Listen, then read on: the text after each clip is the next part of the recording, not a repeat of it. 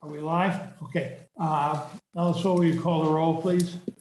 Yes, sir. For joint education, November 15th, 2021. Senator Beitman. Here. Senator Ellis. Senator Rothfuss. Here. Senator Salazar. Here. Representative Andrew. Here. Representative Brown. Representative Connolly. Representative Harshman. Representative Nyman. Here. Representative Newsom. Representative Obermueller. Here. Representative Summers. Here. Co-chairman Paxton. Here. Chairman Scott. Here. You have a quorum. Okay. Appreciate everybody being here. Co-chairman Paxton, do you want to make any opening remarks here? Well, all I can say is welcome, and it looks like we have a full agenda, and let's get to it. Okay. I will add to that a few things. First, the primary business of this meeting is to deal with the bills that are before us. And so we'll concentrate on that. On the first item, the reading assessment intervention, I view that both as the most important topic the committee is dealing with and as the one that we are not yet ready to take really definitive action on.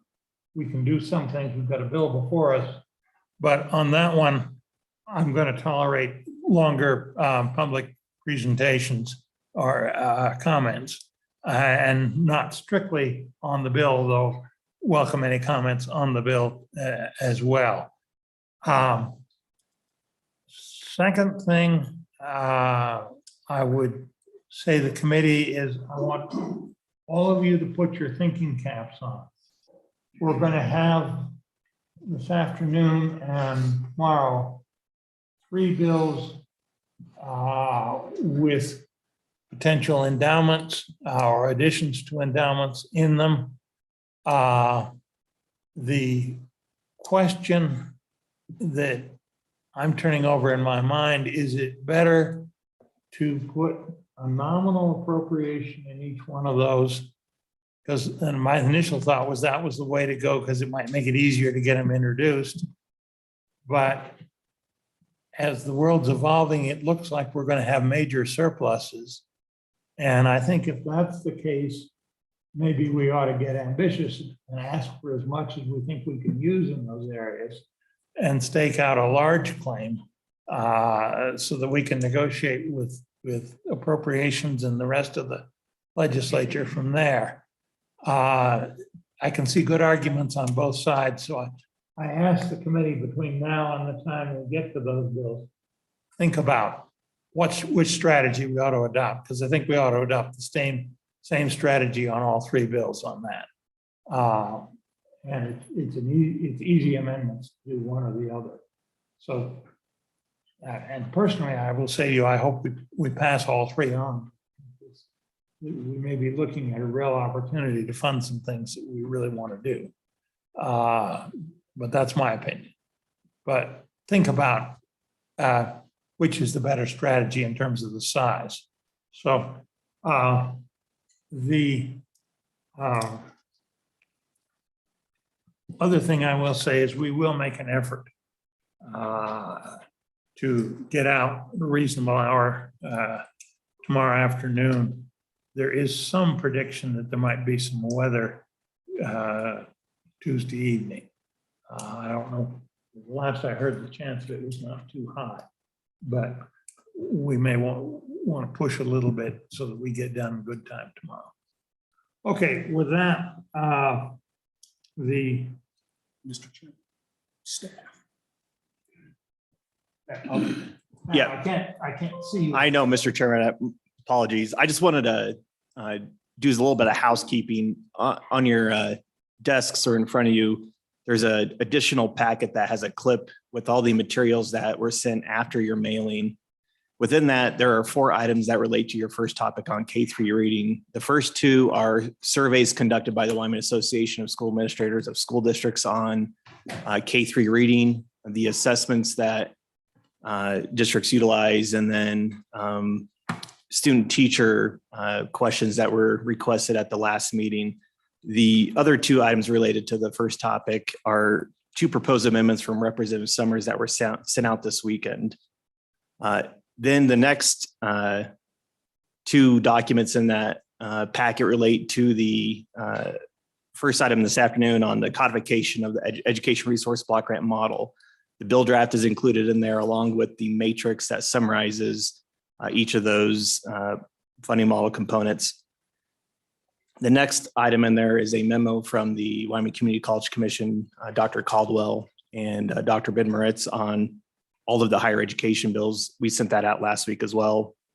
And then two additional amendments to the Hathaway Scholarship Amendments Bill from Representative Summers are included in that.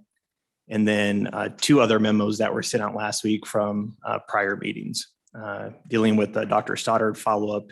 And then the State Board of Education has provided an update on their work. So I just wanted to inform you what all those documents were before you got started this morning.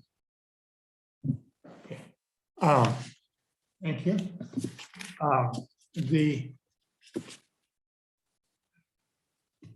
The bill is, I think it's been out for quite some time on the reading assessment intervention program.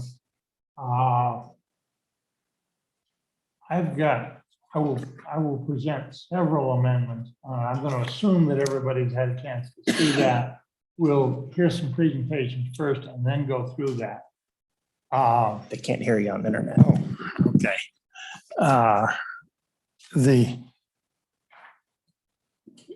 We'll hear some presentations first.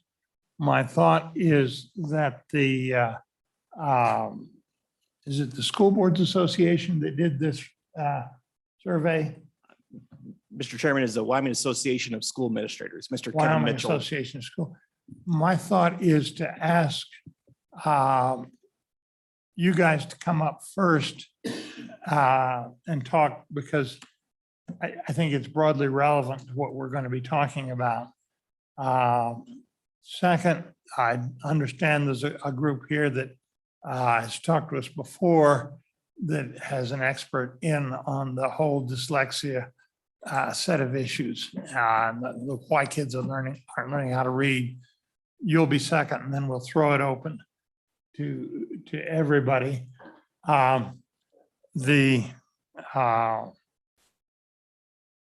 bill, I'm going to have three amendments, I think relatively straightforward. One will relate to making sure the assessments are age appropriate. I've heard complaints about that.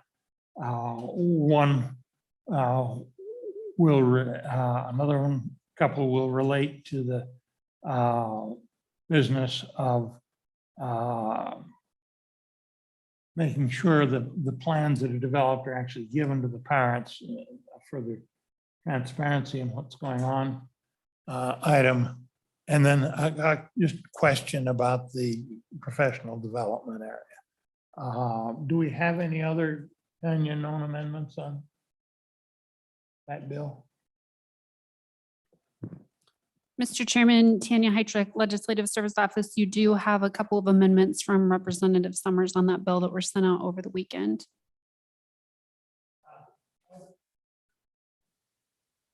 Second, a summary of what your amendments on this bill would do, because I want the people that are presenting to be aware of them. On this first bill. Yeah. So my two amendments, basically one is on professional development. We got a piece in there that would put in more professional development dollars under a kind of a categorical exclusion type. What my amendment does is strip all that out and does a study. What we do know is that the block grant provides more money for professional development than districts are using. And so I would rather see how the money's being expended now as it relates to K-3 reading professional development before we add more money, or I think we need to figure out how to direct money before we actually do it. And I just want to see the bigger picture. And then on the other issue was we're going to basically require some 3 assessments to be put in place. With assessments come benchmarks. So in the end, what do we want to do? And so to me, what we want to do is we want to find those students that are in danger of not meeting, in the end, not graduating from high school. That's the educational outcome we have. And so what my amendment does is go, okay, are there benchmarks, common benchmarks among these assessments and screeners that we can use then to identify children in a common way? And then should we put more resources towards that? And so mine is just the study, but I'm also including the question of whether these students should be then considered at risk under our funding formula, and then would be subject to more. And I've, in my first amendment that I drafted, I even had, it should be a categorical and all that. But that's basically the idea, Mr. Chairman, is let's study whether we can have common benchmarks. Is there a way to identify and target more funding to those students that we know are at risk? Thank you. For that, so that people that are talking to us have some notion of how we might try to modify this bill draft and what some of the issues will be. But frankly, this issue is going to be, I think, top priority for the committee for several years. It's complicated enough.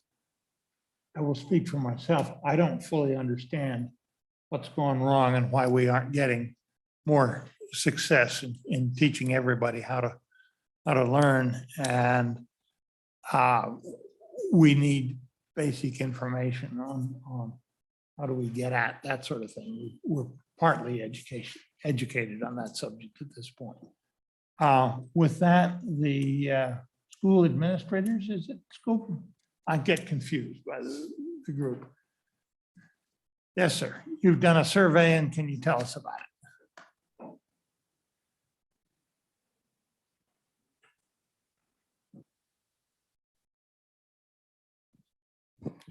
Mr. Chairman, my name is Kevin Mitchell. I'm the Executive Director of the Wyoming Association of School Administrators. And following up on a request from the committee last week, I organized a process to develop this survey from each school district in the state of Wyoming, basically what reading screeners they use for their K-3 reading program, how many they use, and why they use that particular screener. And so that data has been sent to you. I really don't have a formal presentation. I'm here to answer questions that I could about that data. I am not a reading expert, but I was in the education field for many years. Let me ask you to summarize what the things are. Some of us, I saw the thing 5 minutes ago for the first time. So basically, the data shows that school districts across the state use many different reading screener assessments.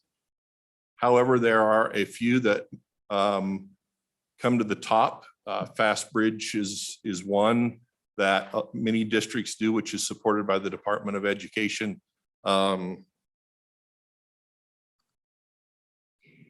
Some school districts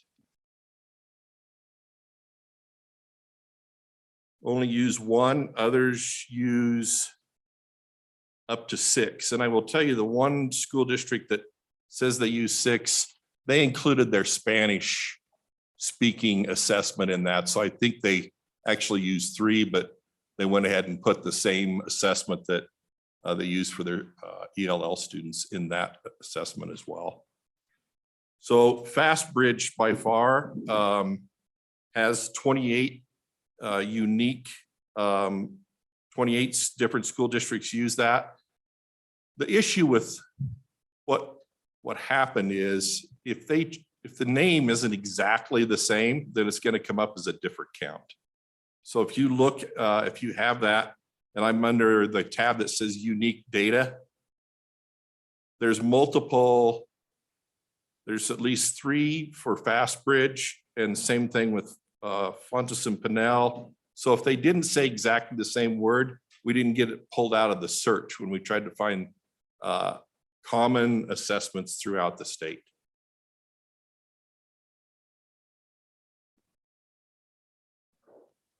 Mr. Chairman. Thank you, Mr. Chairman. I'm having a hard time following along. I'm looking at a category or a column that says list all the reading screeners that your district uses. Is that the one that you're referring to as the unique column? And then along the lines, if you found 28 school districts that use FastBridge, can you break out, what the second most common tool is and how many districts use those? Just wondering if I'm just having a hard time following along.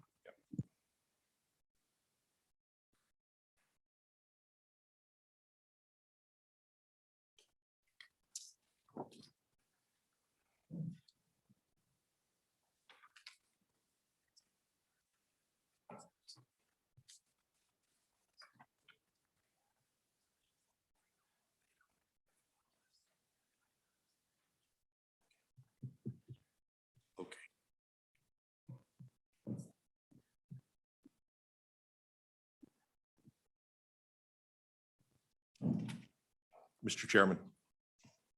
Senator Ellis, I'm sorry, I didn't realize what information you had been sent. So our data has about 6 different tabs to it, and you have the first tab. And so what I was referring to is a piece of data that's inside the entire set that you don't have.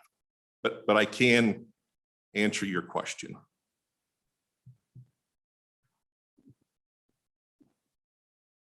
So the most frequently used screener is FastBridge.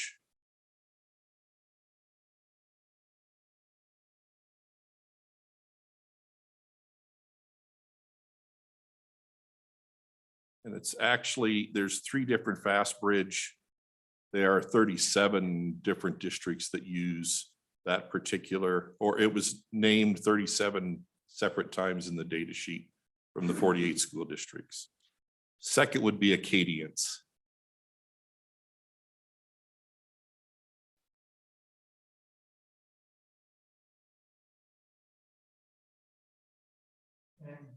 And I'm sorry, second would be Star, and third is Acadians.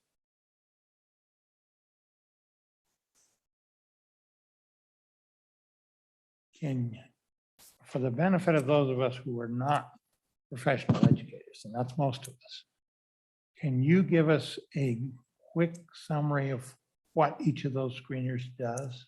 We've heard of them, but we don't really know what you're talking about. Mr. Chairman, I would hesitate to have me dwell into that specialty area myself. There might be other people in the audience that might be able to do that. I can't. I don't know the difference between the different screeners. I never. Thanks. And Mr. Chairman, you'll see on the K3 assessment survey provided that there's actually quite a bit of information on each of the assessments. If you read through the column 4, which gives justification for using specific screeners, and those that provided those narratives, many of them provided some details of what each screener specifically does. And honestly, this column gets to one of the concerns I have with the legislation that we've got drafted, where we just call out 3 or less. There's a lot of nuance to the differences in the screeners that are used at different grade levels for different purposes. There's one response on page 406, for example, from Lincoln County School District number 1 that I think did a great job of describing what screeners they use, why they use them, and when they use them. They have 5 that they provide use of for effectively 5 different purposes. And I think they did a great job answering the question. I wish we had that kind of from everybody, that level of detail. But it does go to the nuance. And so, Kevin, I would ask that question of you, but also probably for the folks that follow you. Are these screeners typically fairly interchangeable? Or do they have a diversity of nuanced measures that they provide? Do you know that? And I'm happy to ask others as well. Mr. Chairman, Senator Rothfuss, I do think that each one, in general, they determined are a reading screener, but each one has different attributes that specifically whoever is administering the assessment has a reason that they want to use that particular one based on some data that they have from that individual child. And I would like to share with you, if you look at Teton County's entry on column 4, they talk about theirs, and I'd ask Superintendent Chapman to put the time that it takes for each one of those different assessments. And so there's the only one that has that, because they had 6. So if you look at Dibble's 8, it says 3 to 5 minutes.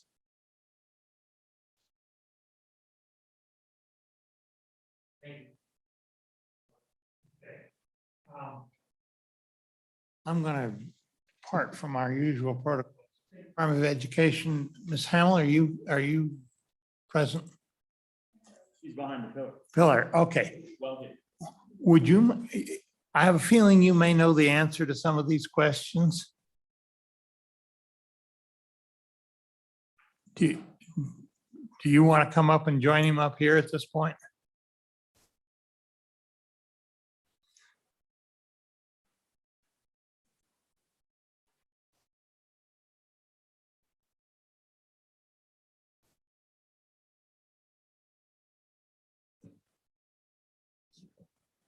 Good morning. Shelley Hamill with Wyoming Department of Education, Chief Academic Officer. Can you give us a quick description of what some of these actually do? Because a number of us have not seen this information prior to the meeting, really haven't gone through it in any detail. Mr. Chairman and committee members, thank you for inviting me to the table. And I will have to speak at a really high level as well, because I haven't seen this information before this morning either. But I have some idea of what school districts are using because of their district literacy plans that they submit each October. So FastBridge is probably one of the instruments that used most frequently at this point, because with some of our ESSER 1 state reserve funds, we chose to support districts in the purchase of FastBridge because it not only is valid and reliable for literacy, but also for math, and has a component to track and support progress in the area of behavior. So using some of those funds, we look to support the whole child. And so we probably did see a real uptick in the number of school districts that are using FastBridge because of that purpose. So FastBridge does measure the 5 basic core components of literacy that are currently identified in our state statute. I'm not as familiar with the cadence, but I believe that it provides the same measurements. Some of those might be broken down into sub skill sets that provide districts, as Mr. Mitchell was saying, specifics around rapid naming of words and sounds. But I haven't used those personally. I haven't been at the school district level using those.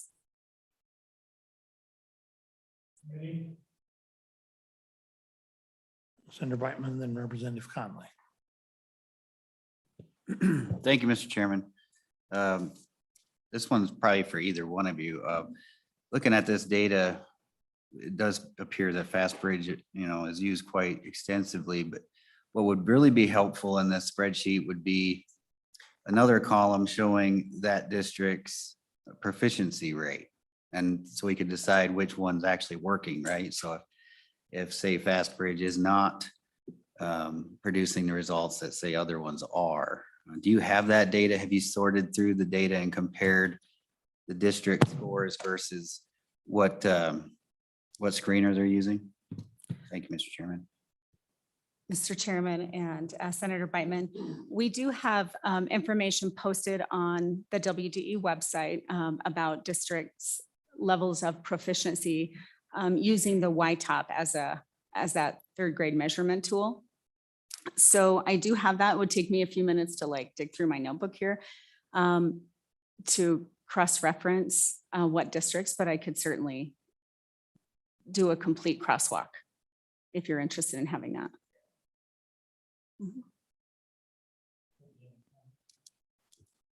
Thank you, Mr. Chairman.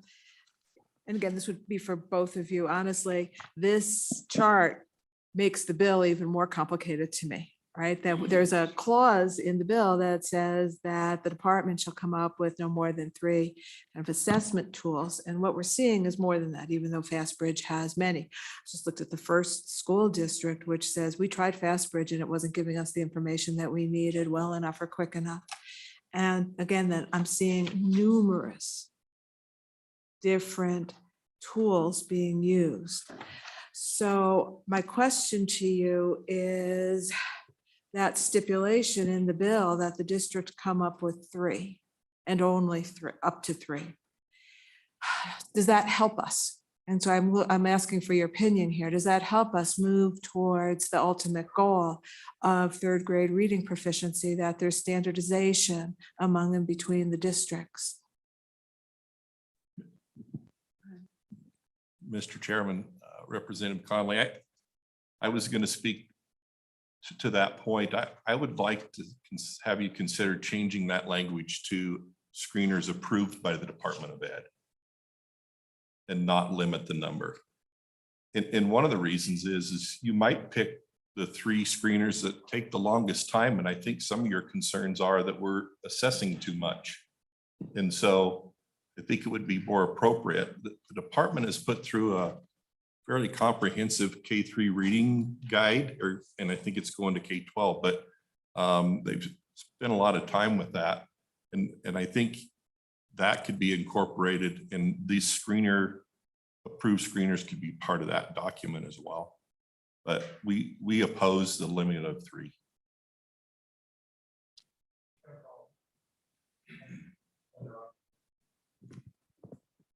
Thank you, Mr. Chairman.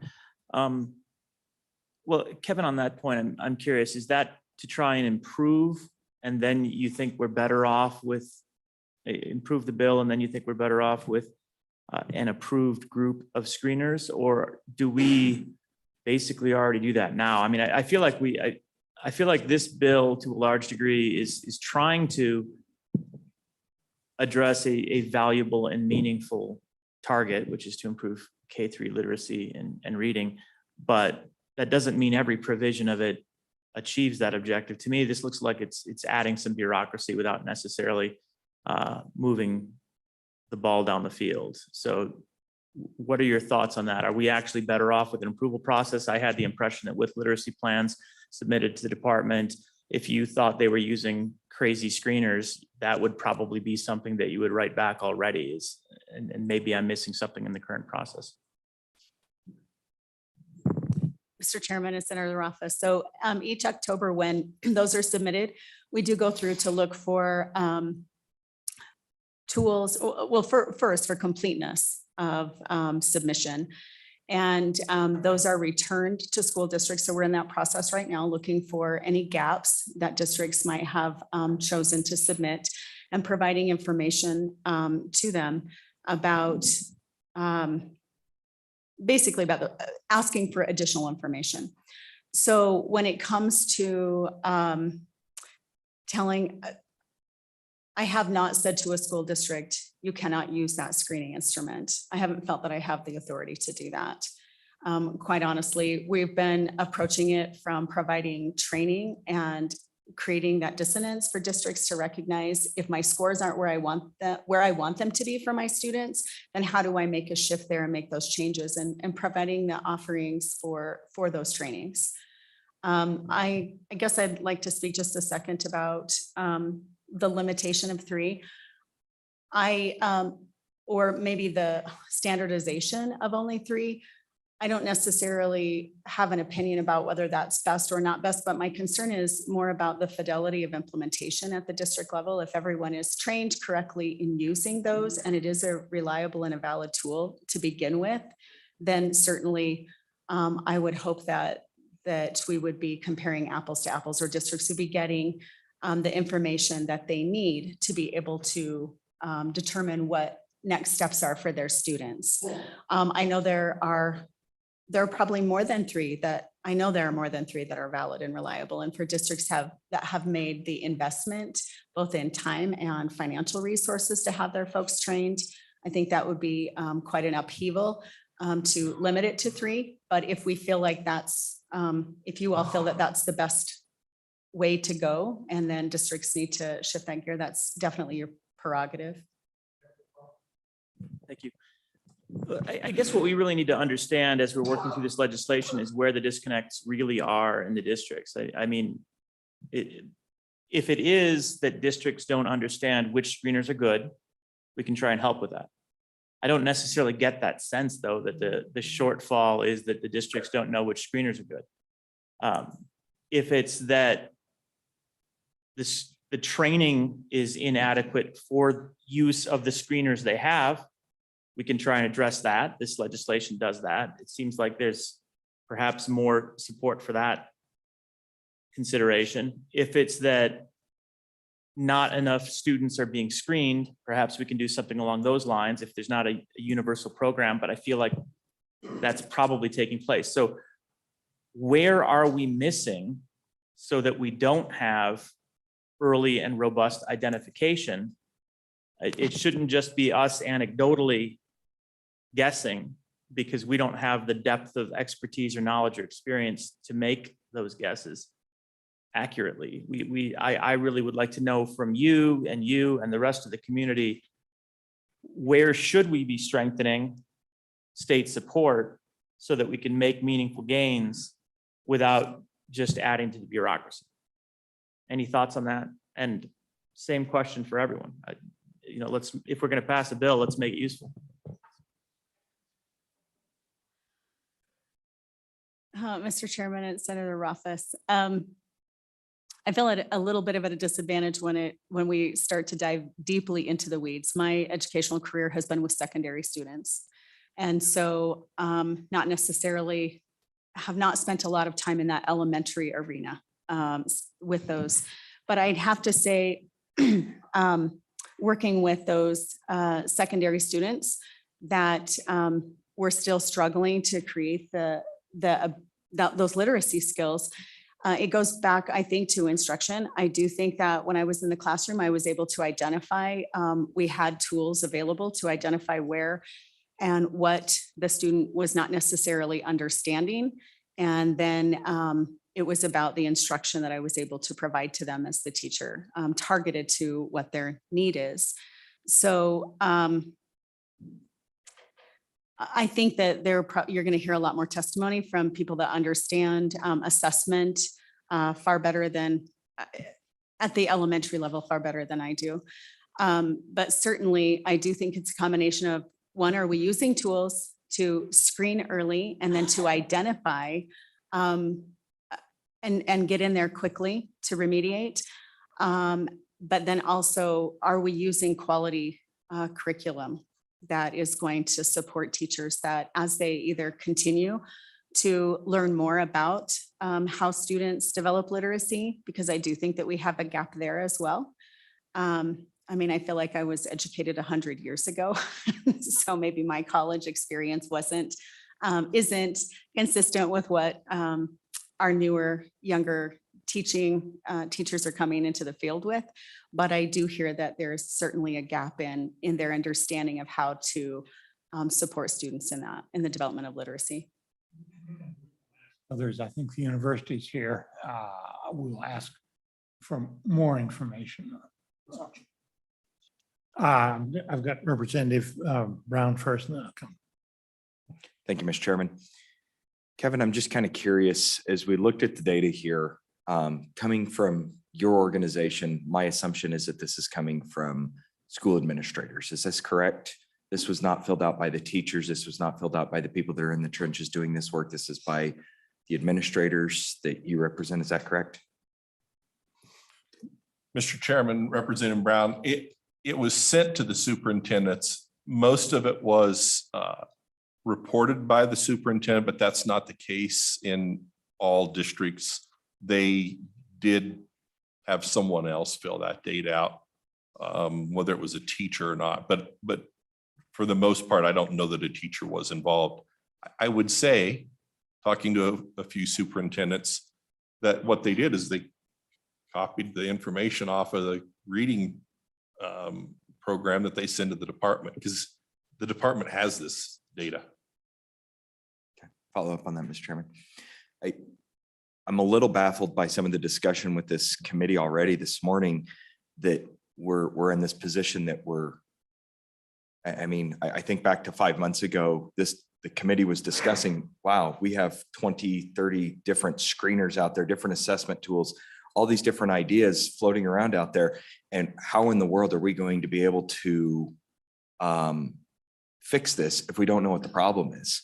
And so the direction from the committee was for LSO to draft a bill that said, we really need to narrow down. We really need to get some understanding. And the way that we're going to do that is by identifying certain assessments and certain screening tools that are going to give us the data that we need so we can compare apples to apples throughout the school districts across the state. My question is, we're coming into the 11th hour and WASA sends out this discussion and says, hey, we'd like to understand what you guys are doing. Where was this information 5 months ago when this discussion started, Kevin? Mr. Chairman, Representative Brown, well, it was individually housed in each school district, and the department has collected that data for years. I wasn't asked until the last meeting to collect this data. Mr. Chairman, last follow-up. Maybe more of a statement, but I will end it with a, don't you agree? If you guys are coming to us at this meeting where we were expected to take final discussion and potentially sponsor this as a committee sponsored bill, and you're now coming to us again in the 11th hour saying, we're now opposed to 3 assessments, and we don't like that. Why wasn't that discussed over the past 3 other meetings that we've had discussions on this? I'm really baffled, because we've had you here and we've had everybody else here. And then all of a sudden, as we come to the last meeting, we hear from everybody, oh no, we don't like 3 screeners. We don't like that. We don't like that. Here's what we've got. But the discussion has been very consistent that this committee has moved forward with the bill because of discussion and testimony from around the state, that we needed to have more finite resources that don't span the breadth of everything across the state. We need 3, 4, 5 different things. So why is it that we were not given this heads up that you guys don't agree with this before now?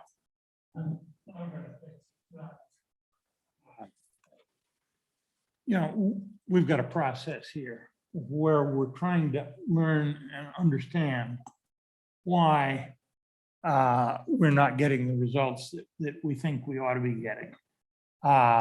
And yes, it would have been nice to have had this survey if we'd known we needed it earlier, or if somebody had perceived that we needed it earlier. But we've got it now, and I'm going to allow you to respond, but I don't want to be very critical of the School Administrators Association for the timing on it. I'm glad they've given us, when they did, would like to have had it earlier maybe, but we're still groping for what we need to know and trying to identify what the problem is. So I think we need to say thank you for the association for doing the work and proceed from there. So, and I know that leads to frustration, but this is the world we've got. Go ahead. Mr. Chairman, Representative Brown, I've opposed 3 since I read the bill the very first time.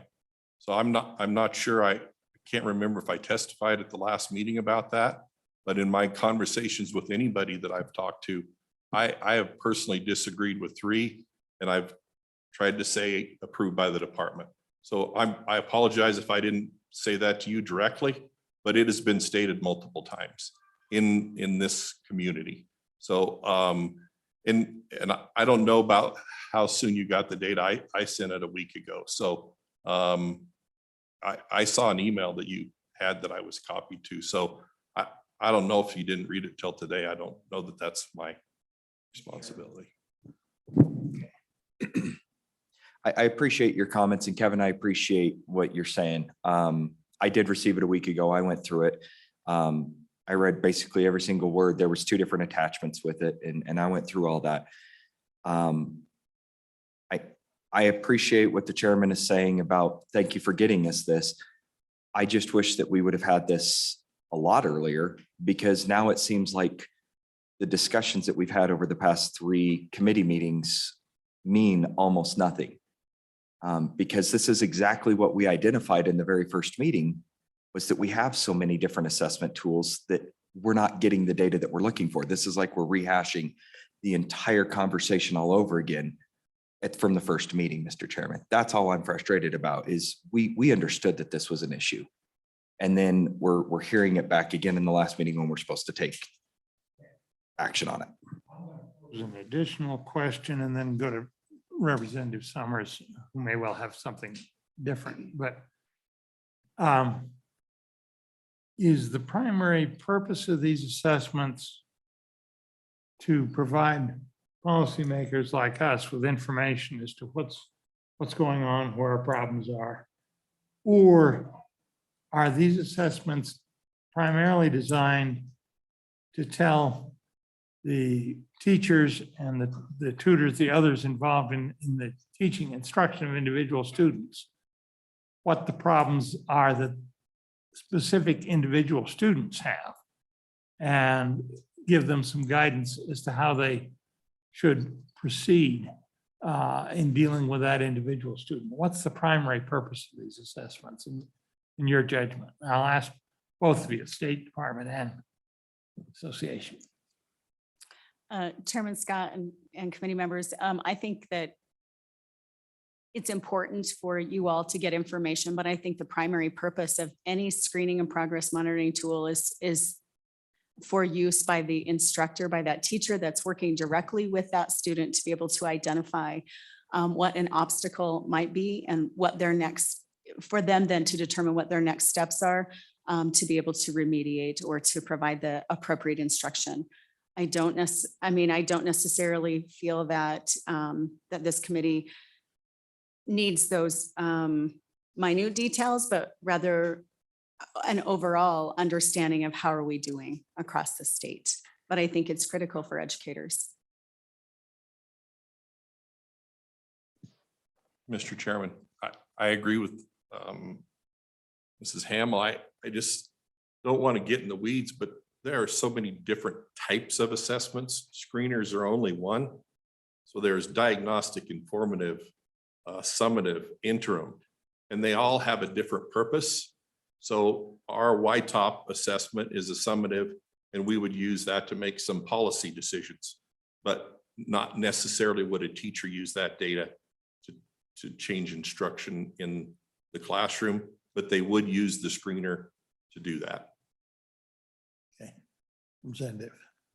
Mr. Chairman, thank you. And Ms. Hamel, a couple of questions. Well, first a comment, I guess, and then I'll get to the question. So it would seem to me, and I guess this would be a question for either one of you, it would seem to me the reason we're using an assessment or a screener is to be able to identify a student that is struggling in some way, shape, or fashion, right? And so it kind of goes to the amendment that I was going to bring is, do we have a common benchmark? In other words, are these screeners or assessments kicking out kids in a similar manner? So we know, so we as policymakers know that District A is catching the same kids as District B. That's ultimately, I think, me as a policymaker, what I want to understand. Is each district utilizing a tool that is going to show a similar fate for a child? In other words, that child going to get kicked out and be identified as needing help?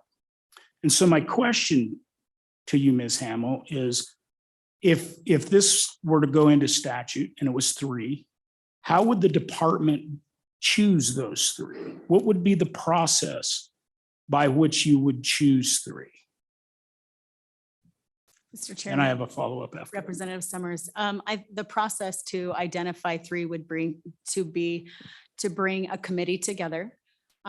Literacy experts, representation from the field, from the University of Wyoming, from school districts, et cetera, to be able to identify those three. I think it'd be really important to have not only voice, but the expertise at the table identifying those three screeners, and then also progress monitoring tools. Sometimes they're one and the same, and I think occasionally they might be separate tools. But if they're valid and reliable, they should be, as you asked earlier in your question, they should be identifying students that are struggling across the state, regardless of what valid and reliable screening tool a district is using, if it's being used with fidelity, and it should identify those children that need assistance. So, Mr. Chairman, thank you. And so this question is both for Kevin and you, Ms. Hamel. So what if we, as I look at that section, it looks to me like it comes into effect July 1st, so it's not pushed out. So what if we studied this? I hate studying everything, but ultimately you're going to have to study it if we demand three. So maybe we push the timeline out a year on the three, and then at least come back and understand whether three is the right number, right? Maybe we find out that two's the right number. I don't know. Maybe we find out it's four. But I think if you throw that in with the idea that what are you trying to monitor for, right? That's the question, is are we capturing the child we want to be captured to make sure he gets additional? And I appreciate the fact that districts got time and money spent into a tool, but if it's a bad tool, it's a bad tool. And whether they back out of a bad tool, I don't know. But I think we need to understand that as policymakers. Are we getting to our objective? In other words, what's a common benchmark that we're trying to get to really find out if these things are finding the children we want to find in the system? And I'm certainly willing to proffer an amendment or something to try to give us time to understand that. But I think it's a bigger question that we need to look at. Thank you.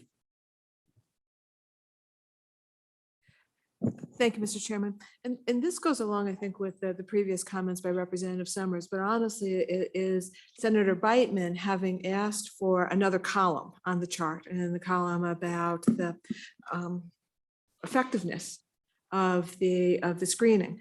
And it occurred to me sitting here that, well, what would effectiveness be? Would it be a high number or a low number? And in all honesty, you could make good arguments for either of them. But the reality is what we want to know is, did the screening identify, as Representative Summers said, the child who needs some real specific intervention and then was successful at third grade? Or did the screener not pick up a kid who honestly couldn't read by the end of third grade?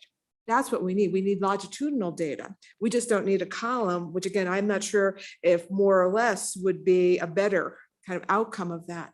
And so it goes back to if you're going to do what Senator Beitman asked of you, I think that's really hard to figure out the meaning behind that number. But what we really need to know, I think, is more of the effectiveness of the screeners that are out there right now, so that if we are going to obligate districts to do X or Y, we know what the anticipated outcome will be. Not just that we have chosen something kind of because it is prevalent, that we will get better outcomes because of it. And that's ultimately what I'm looking for. Don't you agree?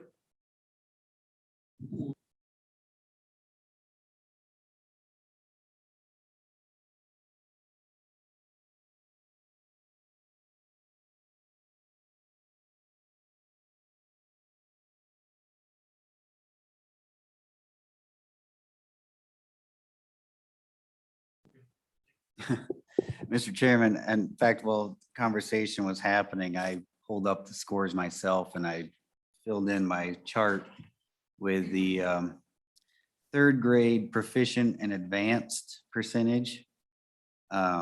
and I put it in for all these districts, and I was looking at the data and it's all over the map.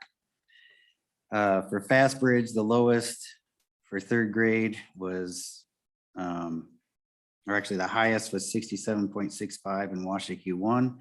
The low was 33.33, which is Plat 1 and Uinta 6. The highest was literacy first in Crook County 1 at 74.23, proficient and advanced. So, you know, the numbers are kind of all over the place. I think what that tells me is the school it's down to the district level and how they teach and what the teachers are doing. Not necessarily based on what particular screener they use, because for instance, Sheridan 2, they use Fountas and Pinnell. Their scores are 70, or they got 72.48% proficient and advanced. But other schools that use the same screener are somewhere down in the 30s. And it varies. So that I answered my own question, Mr. Chairman. Thanks. Thanks, Mr. Chairman. And one of the concerns there also is that the demographics end up being far more important to determining those score outcomes than what screeners used. So that was a struggle when we worked on the education accountability model years ago, is trying to come up with a model that recognizes that some students are handed, or some districts are handed students that are going to perform well. Their summative assessments will be higher, so they need to focus on growth also. Other districts will start with students that are more challenged populations. We have those numbers also. So deconvoluting away to the point where we can assess which screener is good, honestly, is probably nearly impossible. I don't know that we could get that granular, but we can probably still make judgment calls and work with our educators that are working with populations that are having reading difficulties to understand which ones are better for various reasons. It's just, I don't think we can get there from the data deconvoluting. I'd be surprised.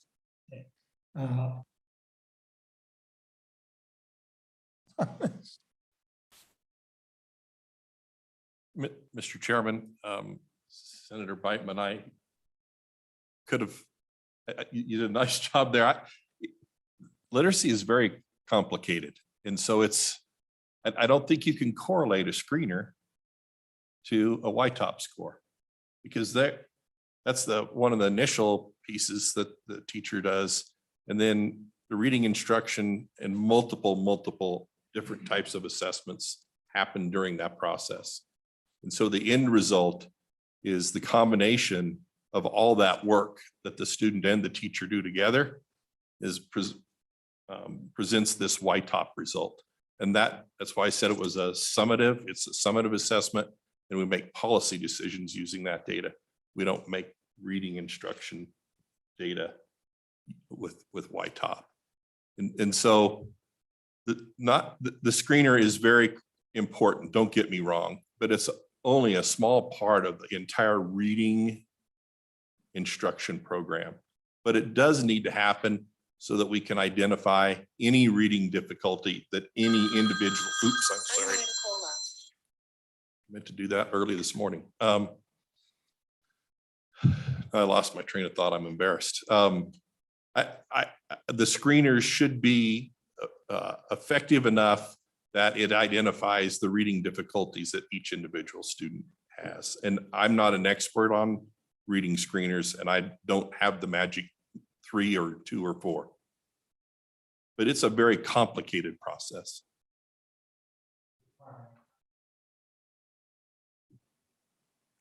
Okay.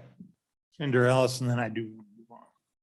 Thank you, Mr. Chairman. Just briefly, I went through this spreadsheet, and I might have missed some or counted them twice if I didn't quite understand if it, one screener was a subset of a bigger program, but I counted 38 different screeners.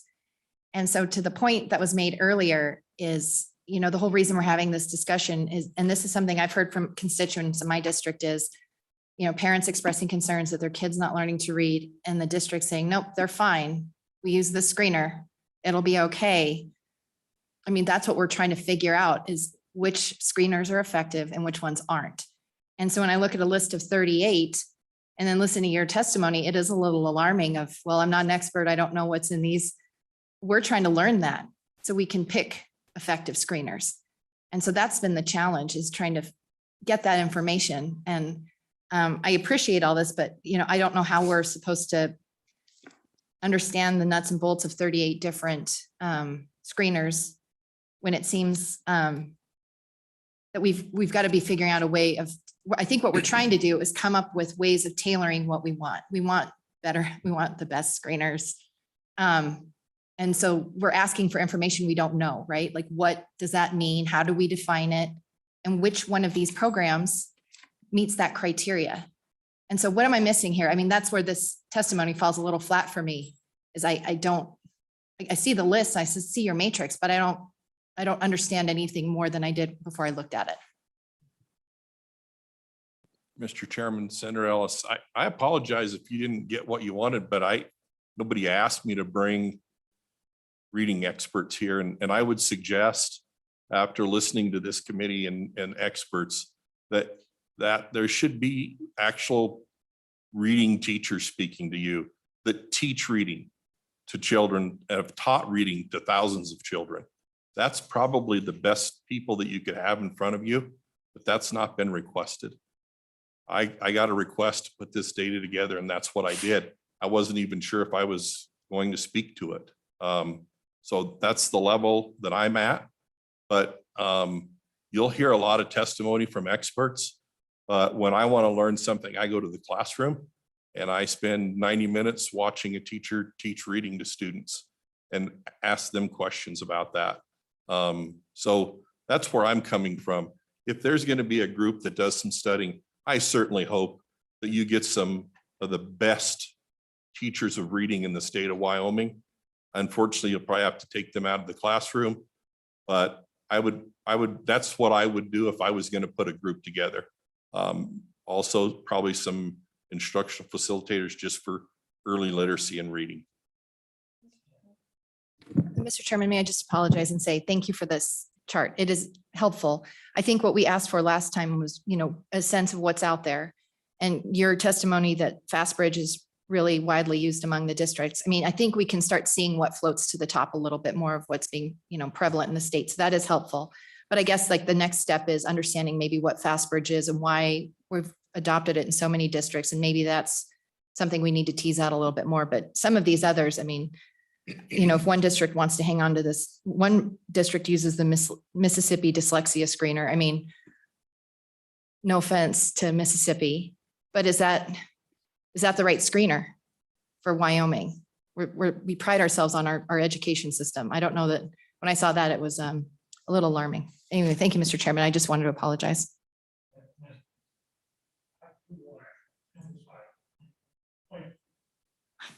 I do want to emphasize the point you just made. That's why at the first meeting, we requested that the committee members go talk to the people that are actually doing the work in the school districts. And I'm finding that that's very educational, talking to the people that are actually on the front line. They don't give you consistent opinions from one group to the next. I do find that. But we need to have some understanding as to how things are actually working or not working with the people that are actually teaching. And committee members, those are some of your constituents that you really need to talk to. And the more, the better on this. So thank you for making that point. Okay, do you all have anything else you want to tell us before we go on to some of the group? Yes, ma'am. Yeah, Chairman Scott and committee members, I'd like to also add, just kind of bring us back to a point that Mr. Mitchell shared earlier, is that it's multifaceted. And so the screening instrument might be working, but maybe the teacher doesn't understand then what the next steps are, or maybe the curriculum that's available to her or him in the classroom isn't necessarily the best and going to support those next steps. And so I think we have to look at it holistically. Yes. Thank you, Mr. Chairman. And I think that's the point out of all this conversation that makes the most sense to me is, I guess in anything I've ever done, you always try to follow the successful. And if it ain't broke, don't fix it. It's expensive. And that's in the conversations I've had with my district superintendents is, if you're going to require something that we're not doing right now, that's not providing the results that we're needing, he said, then we're going to have to spend some time retraining. We're going to have to try to figure out how to make that and implement that in our system. And so I guess it goes back to a point that was made by the good senator is, why don't we take and look at performance of the districts, over statewide, and then compare those relative results to free and reduced and see how much effect that has on it. And if that needs to be factored into this and try to just see what's really working and try to say, hey, we're not wanting to take away something from you that you're having success with because your performance indicates that what you're doing is working. Now, performance should indicate what you're doing is not working just as simply, but also to bear in mind to take in those factors. If we've got a free and reduced or different pressures that are applying things that are struggling to keep the district able to perform at levels or rates that others are, take that into consideration. But ultimately, there's districts that are having real success based on Senator Beitman's brief overview of that or looking into that. I would be concerned that we would potentially take away their, if they don't happen to have the right one that they're using that fits what if the decision's made, then we're going to put them in a bad spot. So I guess I would encourage us all to stop and really look at the facts and see what's actually being produced. And let's not try to reinvent the wheel. If folks have got stuff that's working, let's let them keep doing what's working, because ultimately we're here to try to get these kids educated and do it in an efficient manner that's going to be the most successful. So let's see who's having success and chat with them.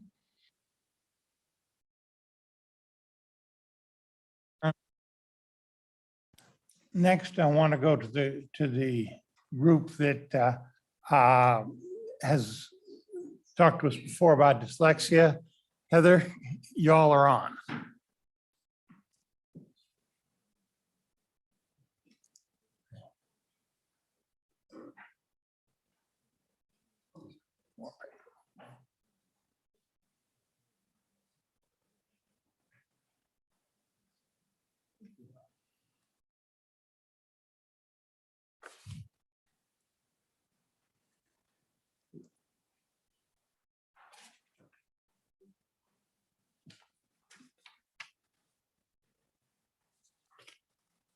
Yeah, this will take a while.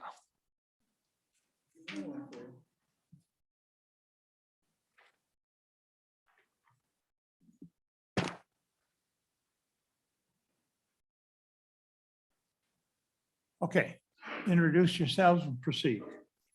Thank you, Chairman, members of the committee. My name is Heather Fleming, and I'm a literacy expert here in Wyoming. Chairman, would you like me to address some of the screening questions first, or wait until public testimony before introducing Dr. Pugh? You're in the public testimony now. Go ahead, but I do want to hold the total length of it within reason. So. Yes, sir. So in terms of assessments, again, I want to just back up to the fact that, as the gentleman mentioned, there are different kinds of assessments, right? There's screening assessments that are kind of check engine light assessments. There are diagnostic assessments that teachers would use after doing a screening and seeing a child maybe has a deficit in a specific area. We need to kind of double click on it to understand exactly within that context what's going on. And then there's progress monitoring, which are typically like the screening assessments. Really, we just want to see if the instruction that we're giving the child is working in terms of improving the foundational skills. Decades of research supports screening specific skills at specific grades. This means that research has found that screening those specific skills at specific grades has both predictive and instructional utility. So when we're trying to identify screeners that are valid and reliable, we are choosing ones where we read the technical adequacy papers and we look at the actual numbers that there are different subcategories of validity and reliability, and we look at those numbers. And from that, we can determine what in fact are the best screeners. Part of the issue, I think, just looking at the list, many things on that list are not actually screeners. Some of them are diagnostic assessments. Some of them are actually part of curricula. So I think there's kind of a general misunderstanding of exactly what a screener is and what its purpose is. As some of you have mentioned, we are trying to identify struggling readers as early as we can. The first thing you do, if 80% of your kids aren't at benchmark on these screeners, is you look at your tier 1 instruction. If I recall correctly, the recalibration special education consultant made the comment that we have a tier 1 instruction problem, that 40% of our kids in special ed probably shouldn't be there. And so again, the screener is a check engine light. It also tells you if something maybe is not aligned with the curricula that you're using or the intervention. So, I think Ms. Hamill made a couple of really good points. As long as we have valid and reliable tools and that the teachers have appropriate training to use those tools, that's really the most important thing. That's most important than any number that we're going to put on the number of tools that are approved. Curricula may not be terrific. Again, teachers may not be empowered to know exactly what to do with the data. And so I think, legislatively empowering the WDE to approve valid and reliable screeners is important. Again, I'm less focused on the number and more focused on let's look at the white papers, the technical papers, and figure out what is most predictive, has the most predictive and instructional utility. So that is all I wanted to say on that. And with that, I would like to introduce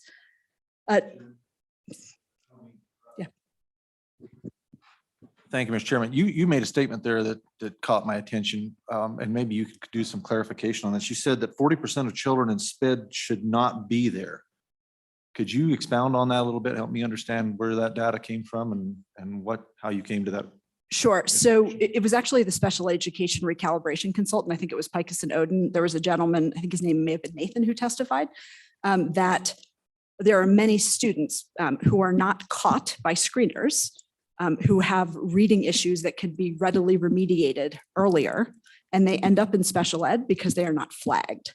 And if you look at the pie chart of there are 13 categories under which a child can qualify for special education services. The largest of those categories in any state tends to be specific learning disability in reading, which is dyslexia. And so I think that the special education consultant's point was, we're not screening kids properly. Tier 1 instruction is not meeting their needs, and they do not need to end up in the 40% category of special education. Is that useful? Yes. Okay.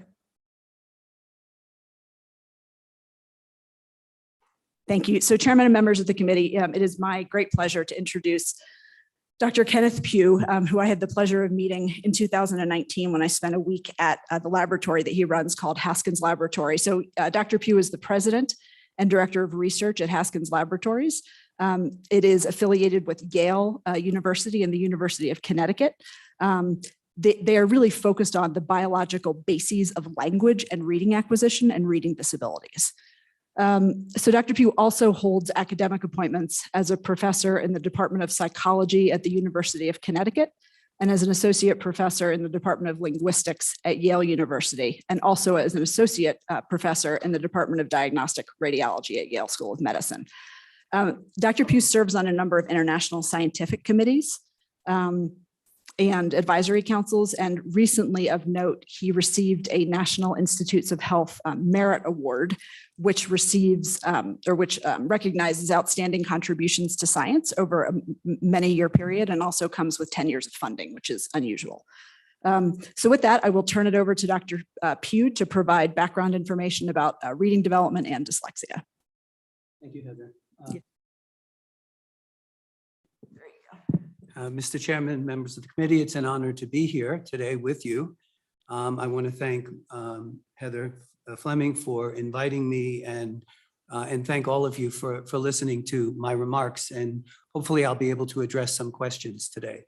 I must say that I prepared somewhat longer slides. I am an academic after all, unfortunately. This morning I heard that I need to try to make it a little bit briefer, and I will do my best. So I will skip over some things if you don't mind. There's no time to change them.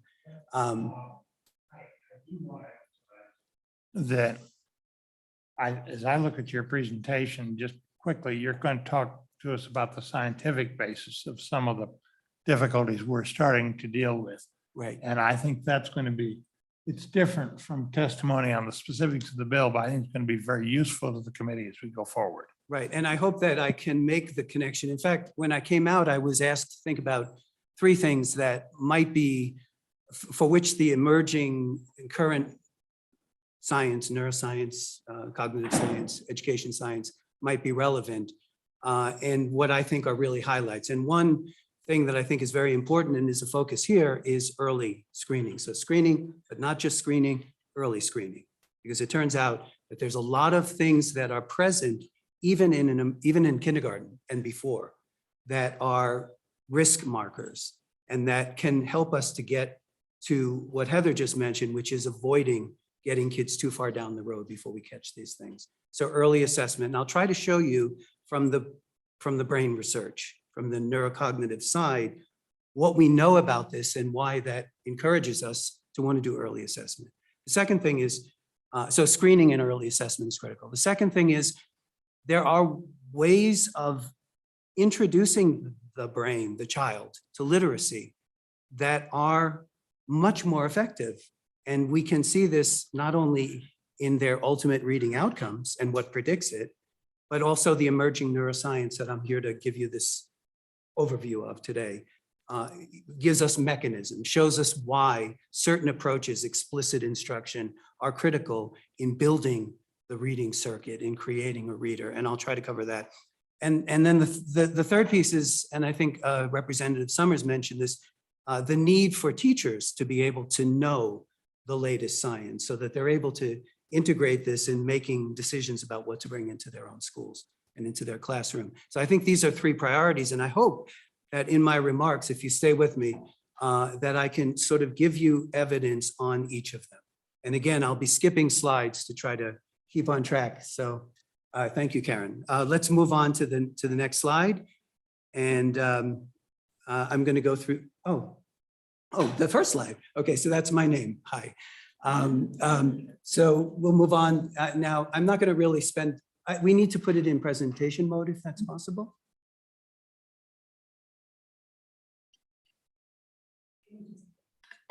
Sorry, guys. It's easier to see if you can image. Oh.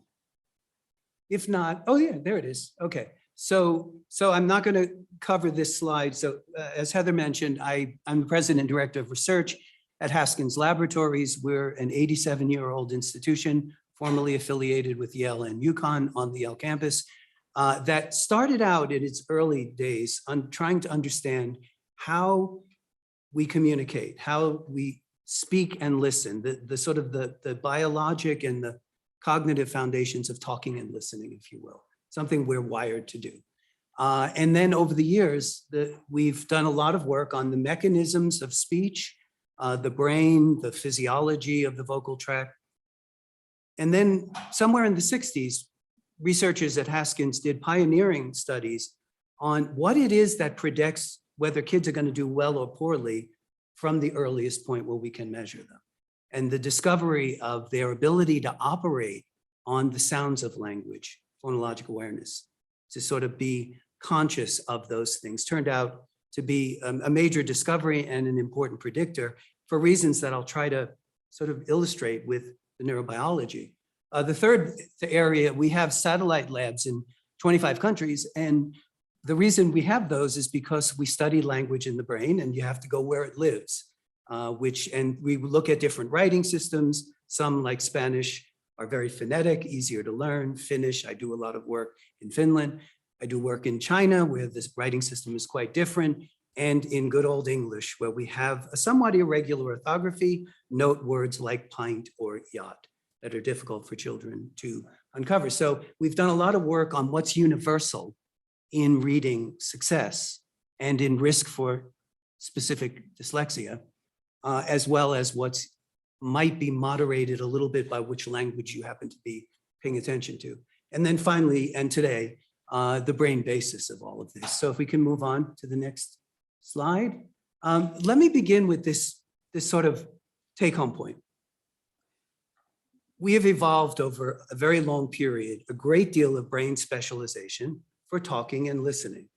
Babies, if you will, to put it in a silly way, don't need to go to school to learn how to perceive and produce speech. There's nothing explicit about it because the brain comes equipped, especially as you'll see in left perisylvian regions. And by the way, I will use terms, but there's no quiz. I'm trying to give you the big picture of this. So there are a number of left hemisphere regions that have sort of come equipped in the newborn, ready to learn. What they need is good stimulation, good early environment, lots of talking to babies.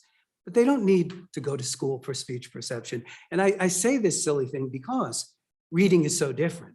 See, reading is a relatively recent cultural invention, 5,000-ish years.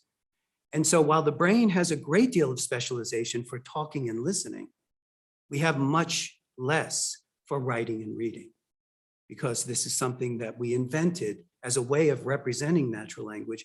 And what this ends up meaning, and what you'll see in the slides, I think quite clearly, is how good reading ends up becoming, to use a scary word, especially in this day and age, parasitic on your oral language abilities. In other words, we have a great deal of machinery for communicating, understanding words, meanings, sentences, syntax, pragmatics, comprehension. We somehow have to be able to get out of the visual mode, which is how we present literate language, and use the machinery that nature has given us.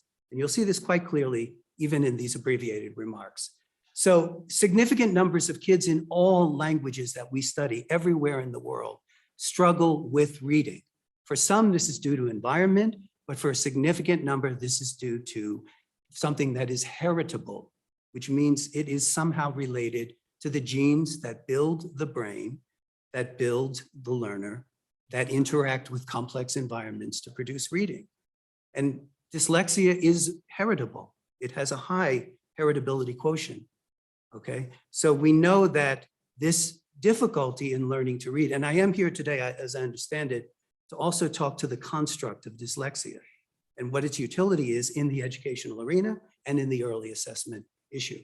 The significant numbers of kids, and this is the big one, and that's why I have it in dark. Explicit instruction on the principles of language and how the writing system represents that is absolutely critical. And for those who care at all about or interested in the brain, because we're not wired to read and write in the same way we are wired to talk and listen, the brain needs to do something that Stan DeHaan calls neuronal recycling, taking lots of circuits. Circuit is just a word for populations of neurons that are interacting with others. Circuits that have evolved to talk, to listen, to attend, to learn, to associate, and give them a new job. And that new job is becoming literate. So next slide. So there are three major questions that we've been addressing, and I'll try to really briefly cover. One, how do kids who don't struggle with literacy build reading circuits when all goes well? This is an important question. What's the basic science of successful reading? What does it depend upon in terms of the educational arena and the cognitive arena? The second, how and why is a big one, do significant numbers of kids struggle? So first is, how does the brain build circuits when all goes well? The second one is, how do kids struggle? And then the third $64,000 one, and the one that matters to parents and to legislators, is, can we fix it? If we know those neurocognitive differences, can that give us insight into how to shape the classroom, into how to shape a remediation? So these are the three things that my work and my colleagues from a number of universities and countries have been looking at for some years. So to the next slide briefly. We do lots of brain imaging. So we do functional MRI, we do EEG, we do lots of stuff. Next. I really am trying to speed this up, guys. Please, cut me a little slack. So this is a very important slide. So please give me your attention for a minute. So as I was saying, if you look on the right, you can see in the left hemisphere a lot of areas that are part of this machinery for oral language. You might have heard these terms. Many of you probably have Broca's area, associated with output, expressive language, Wernicke's area, posterior superior temporal gyrus, no test, that is associated with receptive language. And these areas that you can see in the left hemisphere need to hook up with a visual code, some new way of representing language, whether it's alphabetic, syllabic as in Korean, alpha syllabic as in Hindi, or even character-based as in Mandarin Chinese. Somehow the brain needs to connect these two. Now, if you look on the left, and this is really the critical point to follow what I'm saying, when you become a skilled reader so that you're able to pull the word off the page efficiently and quickly, and so therefore your attention can go to the sentence, the meaning, and the comprehension. And this is something that children with dyslexia struggle with, is becoming automatic. You have to connect three kinds of information. You can see them on the board. But when you come into the literate environment, when you're a child, okay, and you've been in a good preschool world, you will know many thousands, 20,000 or more words in terms of their meaning and their phonology. Phonology is their sounds. So the connections, as you can see there, between semantics and phonology should already be in place. That is, these language areas in the left hemisphere should be well structured. However, you know nothing about the squiggly lines, the orthography. And so the job of the learning environment is to connect. It turns out there are ways of making these connections that are more efficient or less efficient, that need to be in the classroom or not in the classroom. And much of what we know about the earliest stages of building this triangle, which is a cognitive model, and putting it into the brain, which sits on the right side here, is to reinforce the relationship between the sounds of the language and the orthographic units, allowing eventually the meaning to come in and connect. Now, when you become a skilled reader and you don't struggle, when we measure the brain activity of what it is to recognize a word, you will be able to get from eye to meaning in about 250 milliseconds. Now, 1,000 milliseconds is 1 second. So if you are able to build that triangle where the orthography, the phonology, and the semantics are well integrated and create the brain connections that support that, you will be able to decode words like nobody's business, fast and automatically. And this allows the reader in 3rd grade and beyond to go from learning to read to reading to learn, and all the things that are attendant upon that. So what does this, and as I said, a great deal of research in a number of languages, even languages easier to read like Spanish, reveal very clearly that early instruction needs to make the child aware that spoken words have structure, that there's language, and that they can connect this via these new circuits that I'll show you to the visual system so that the reading system can leverage the language system. This is, why do I say this with such confidence? Let's go to the next slide. Go to the next slide. I'm going to make short work of this. I was going to go into this in some length, but if we just move on to this slide for a moment. This slide was put in there. I was going to talk a little bit more about how good reading not only depends upon making those three connections, the orthography, the phonology, and the semantics, but it also depends on things like your cognitive readiness, your ability to, there's a term you might have heard called executive function, selective attention, and this sort of thing. This is a study I did with emergent readers with fMRI. These were 6-year-olds. And we just basically looked at which parts of the brain, which you can see on the left, on the right lower corner, which parts of the brain were correlated with how well you were doing on things like reading readiness, phonological awareness, decoding, rapid naming, this sort of thing. And what we ended up finding is that in the emergent reader, the learning circuit, the thing that education is shaping, needs to have these very intimate connections between the oral and the written forms of the language, but it also needs things like selective attention, executive function, things associated with the frontal lobe, for those of you who care about these kinds of things, or for certain subcortical areas like the basal ganglia and the thalamus that are critical for learning. So there's a lot of neuroscience packed in here, but what I'm unpacking here is that reading readiness means language readiness with attention and executive function thrown on top. And any classroom that I work in anywhere, and we're doing a global literacy project, Birth to 10 in the developing world, any classroom needs to not only have the structure of language and the explicit focus, but it needs to have self-regulation, readiness, and other things that are, of course, need to be part of this. Next slide, and this is a bit more important. Somebody raised, I think it was Representative Connolly, perhaps, I can't remember, said something about longitudinal studies. What predicts reading in third grade from first grade? So I can show you the data, and if you don't mind, the next slide, please. Thank you. This is a study that we published a few years ago, and it was a large number of children that we did at our lab is at Yale, 100 or so children that were tracked for 3 years. And we started measuring their brain in first grade. And we tracked their reading, of course, their cognitive, their neurological, their neurochemical, their genetic predictors, everything, and the neuroscience kitchen sink, and tried to predict what they would look like in third grade. This is the critical point. What is it in brain in first grade that predicts reading in third? Okay, and so to the next slide. It was rather striking and in some ways intuitive and intuitively obvious if your grandmother were a reading specialist. Should be intuitively obvious to your grandmother, which is this, that what predicted reading in third grade, and on the right side, there is a slide that shows the reading scores, including comprehension, as well as decoding, the other side of the coin. So reading measures in third grade predicted from the brain in first grade. And what predicted it?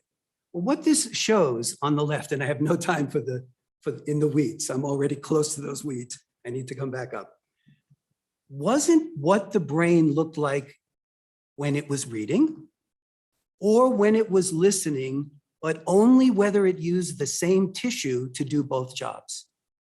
Let me say it again. So it wasn't exactly what the brain showed just in the reading circuit at 6 or the listening circuit, but whether or not reading was finding its way, creeping through the circuits of the brain to the Wernicke's area, to the Broca's area.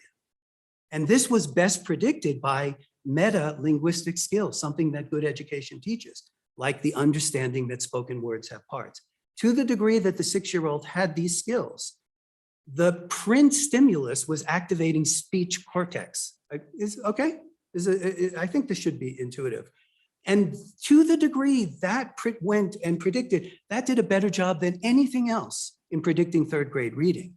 So of course, neuroscience is happy. It has a good finding that somehow it is this synthesis, this creation of what we call in neuroscience amodal circuits that no longer care whether the stimuli came to my eye or my ear treats it the same. But the fact that we're predicting behavior that you care about and I care about, which is reading competence in third grade, then forces us to come back and say, what kind of instruction would create that thing in first grade, right? What is it that we need to pay the child's attention to in effective classroom curriculum or remediation if we screen early enough? And it's got to be something, and I'll try to get this done, Senator Scott, as quickly as possible. I'm working with you. I can't resist. So this is a PNAS study we did. We had labs in 4 countries. I am a nerd, sorry. China, Chinese, Hebrew, Spanish, and English. We collected this data in 4 countries. And we basically asked whether good reading had the same signature. That is the ability to leverage the machinery of talking and listening for reading and writing. These were skilled readers in each language, vastly different writing systems. And by the way, some kids coming into Wyoming will come from other languages. This appears to be invariant. This appears to be universal. Next. Now we get to the summary of this first part. So our studies indicate that a critical factor in discriminating typically developing from children who will likely meet criteria for dyslexia, is this print speech integration early on, and this has clear implications for instruction.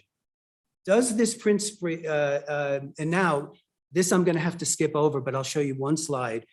The other thought, can we go to the next slide? The other reason I brought this slide here is this is a study we did and published in Brain.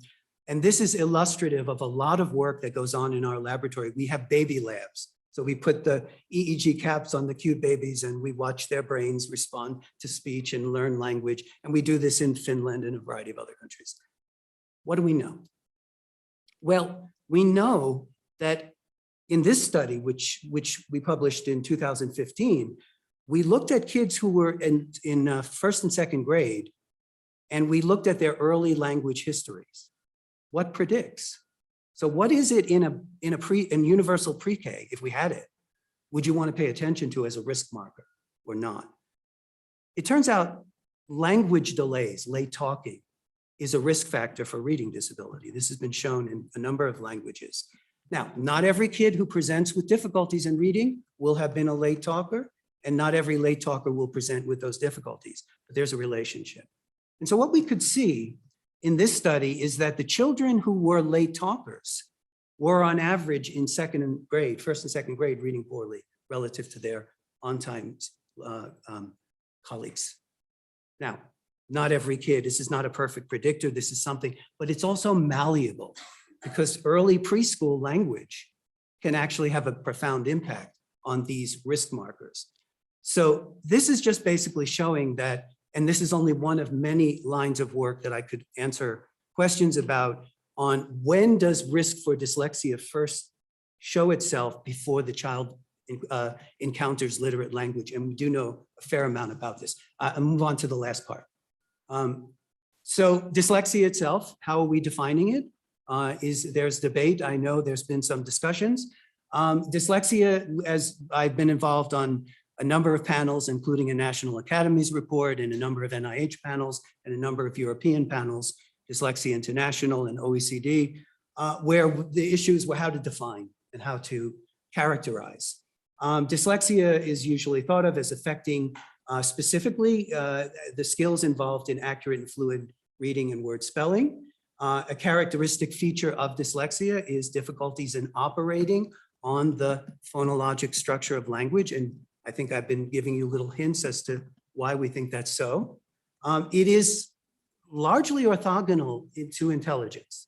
The longitudinal data we've been involved with, studies across the world, suggests that it occurs across the range of intellectual abilities. You can be super bright, average, or below average and have this brain difference, which is heritable to a degree.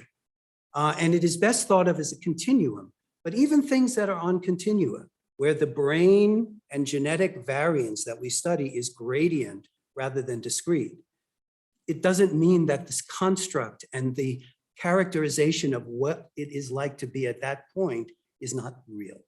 It is gradient, it is not discrete, it is real. Okay, and second, and to continue to the $64,000. So this is what it looks like in the brain. So we know that there is an objective signature. Dyslexia usually presents in any language we study as having a poor reorganization of these left hemisphere circuits. And remember, I showed you this print speech binding. We don't see that in these children in the absence of treatment. Quickly, there's a lot of research that people like me invest a lot of time in, suggesting atypical brain activity, reduced functional connectivity. And this is worth a second. Basically, the real signature of these difficulties tends to be how different remote areas in the, particularly the left hemisphere, but both sides, how they talk to one another. And this is called functional connectivity. So the degree to which one piece is talking to its buddy in some other part and working as a synced unit. And this synchronization and this ability to use the machinery of oral language for reading really just sits in front of us as the obvious marker of successful reading, and difficulties there in dyslexia show up. Another area that needs more focus and should be part of an educational initiative in any context, in my view, is the fact that children with dyslexia, who are often super bright, beautiful souls, will show another difficulty, which is that they learn everything well, and then it goes away.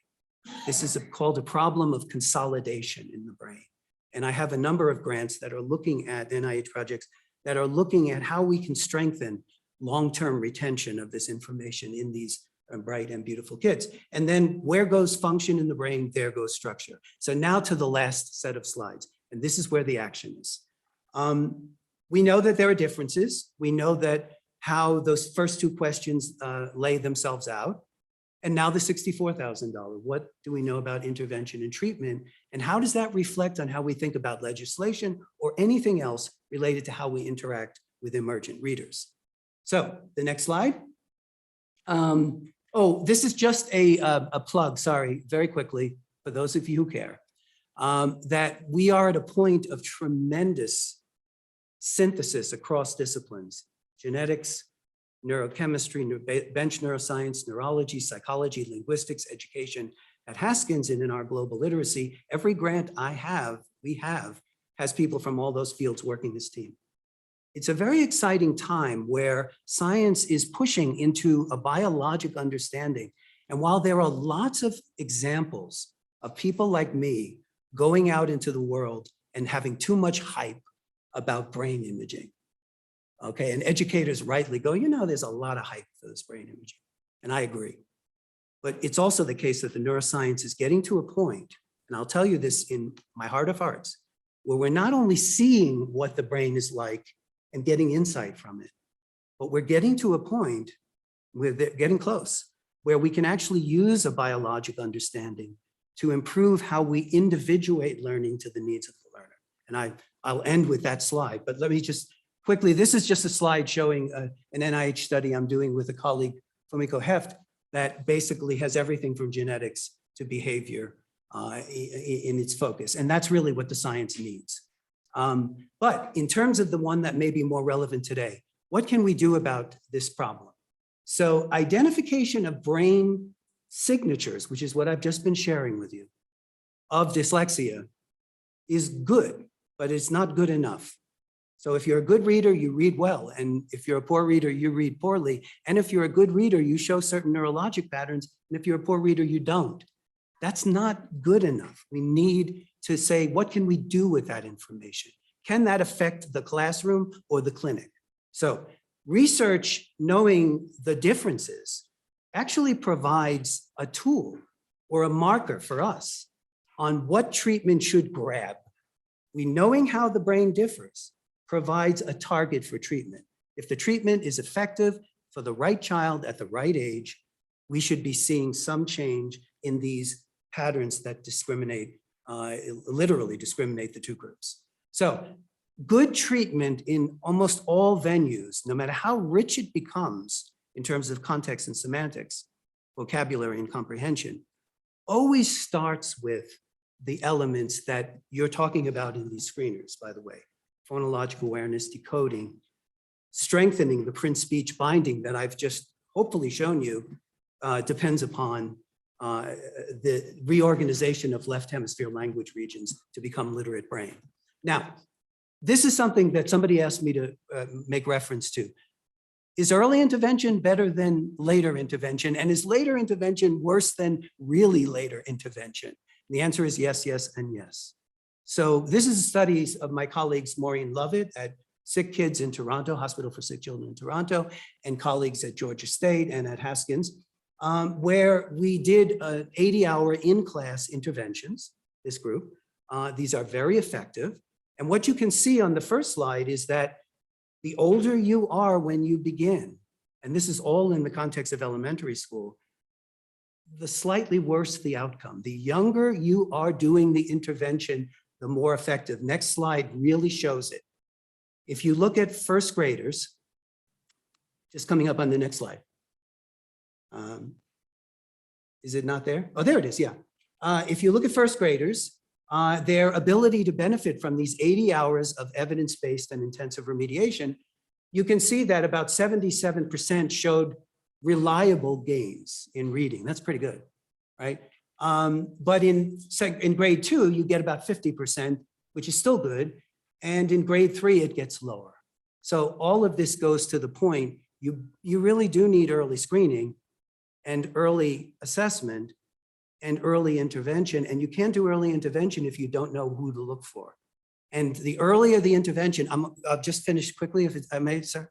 The early, oh, great. Can I? Oh, no, actually, if you don't mind, you're the timekeeper. I'm happy to answer it, sir. Your charts are starting at age 6, first grade. What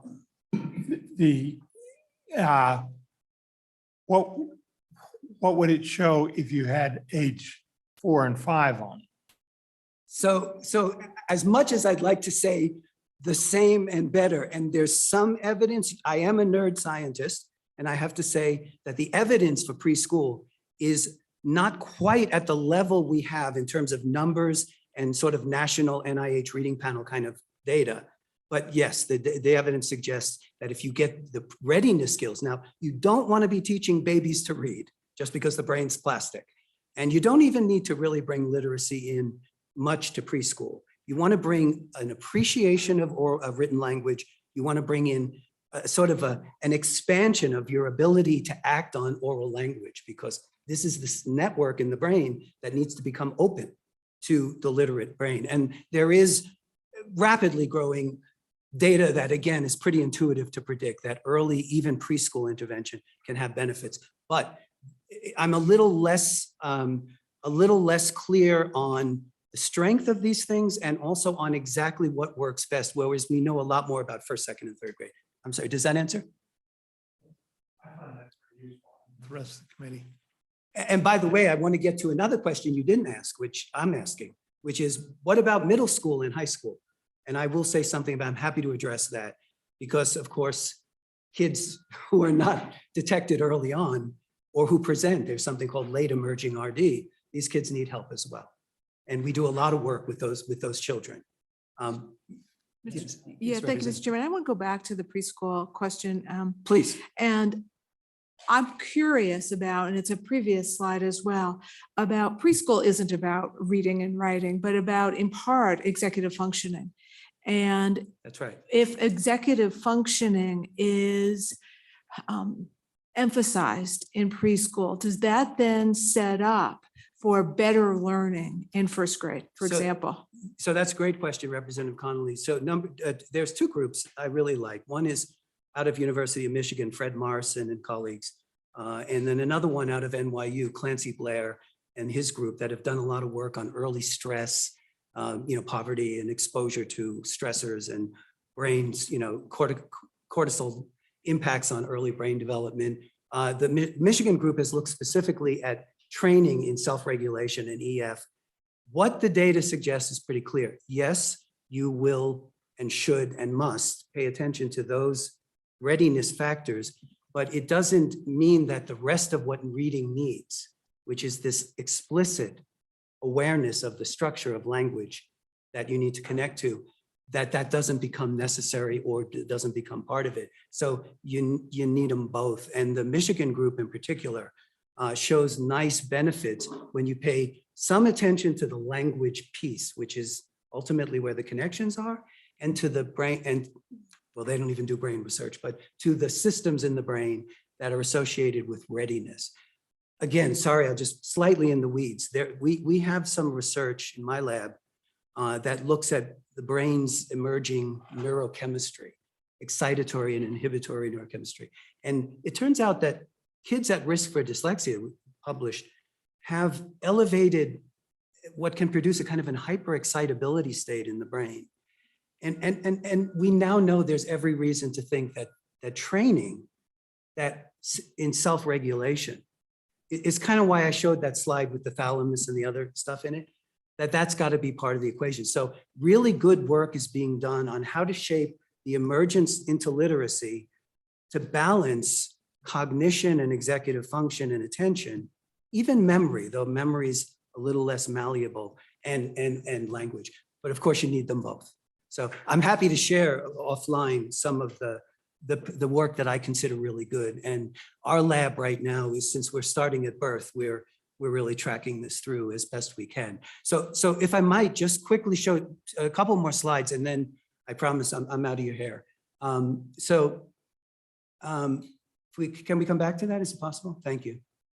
Okay, so behaviorally, I think the point is clear. Early is good. What about neurologically? What about treatment in the brain? So this is the last couple of slides I want to show you. Again, going to what happens in the brain if treatment is effective.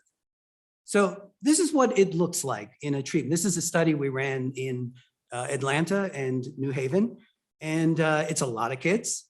And this is what you typically see. So we had 80 hours of in school, 1 hour a day pull out, practice, practice, practice. The treatment emphasized all the elements in the national National Reading Panel's report, but especially early on, phonological awareness, phonics, fluency for word and pseudo word, and then connected text fluency. So builds the structure that needs to be in place and that assessors usually need to be looking at in general. And lots of kids move, and they move well, which is the good news story. And what happens is not surprising. If you look at the brain prior to intervention, you don't see that rich red, and in this case, red means good, okay? This is not a political issue of red and blue states. Red in this case means activation, coherent, connected activation. You don't see it in children with a diagnosis of dyslexia prior, and post, on average, you see it nicely in the lower slide. Great. Are we done? We've shown you that if reading works, if you get the right intervention, on average, the brain changes. Well, not so fast. One last piece, one that I think really goes to the issues you're addressing. In any treatment study, significant numbers of kids don't move. And those kids on paper and pencil testing often look just like the kids who move. So is the neurobiology able to give us insight into individual differences, into why some kids move and some don't? So the last slides I want to show you. So we have really good evidence that treatment can affect the brain. Dyslexia is meaningfully associated with brain differences. They're clear. And good treatment is associated with brain changes that would make sense. However, we don't understand why some kids don't respond to treatment. And the real cutting edge of science, and I encourage people to pay attention to this, is where we're bringing the neurocognition into the actual learning and trying to understand these individual differences and how to shape learning to the brain in some ways. It's very exciting, way beyond the scope of today's meeting, but I want to leave you with that thought. And then the second thing is we need to understand how the brain changes during reading. So if we can just go through the last two or three slides. Okay, Karen, sorry, can we get to the next? So we've been able to identify things using brain imaging before, during, and after treatment. We've identified a number of things, and Representative Connolly, this one is important on the top. The areas that predict successful reading intervention, there are a number of them. One of them are associated with right hemisphere attention control, and this kind of regulation that comes from the parietal cortex and is also associated with some frontal areas. And it turns out that the more active these are in children prior to intervention, the better their response at the end of the day. And there are a number of other things that are good predictors. But here's my last slide. And I'll make this point and then I'll end, and I hope I can answer questions. So if we could just move to the next slide. Okay, so please now come back to me for a second, okay? I started with a good reader gets from eye to meaning in how many milliseconds? 250, pop quiz. And what does it mean? And what does it mean in English? It means that this orthography, this phonology, and this semantics are tightly bound. It means that the left hemisphere has sort of been able to leverage what nature gives it for language and use it for print. Okay, that's sort of the take home. Here's an amazing finding. We have two papers that have just come out, and this is, I think, worthy of this testimony. Otherwise, I wouldn't end with it. And it's gotten really strong review. And it goes to the questions of how to teach reading and how to remediate it, I think, better than anything we've ever found.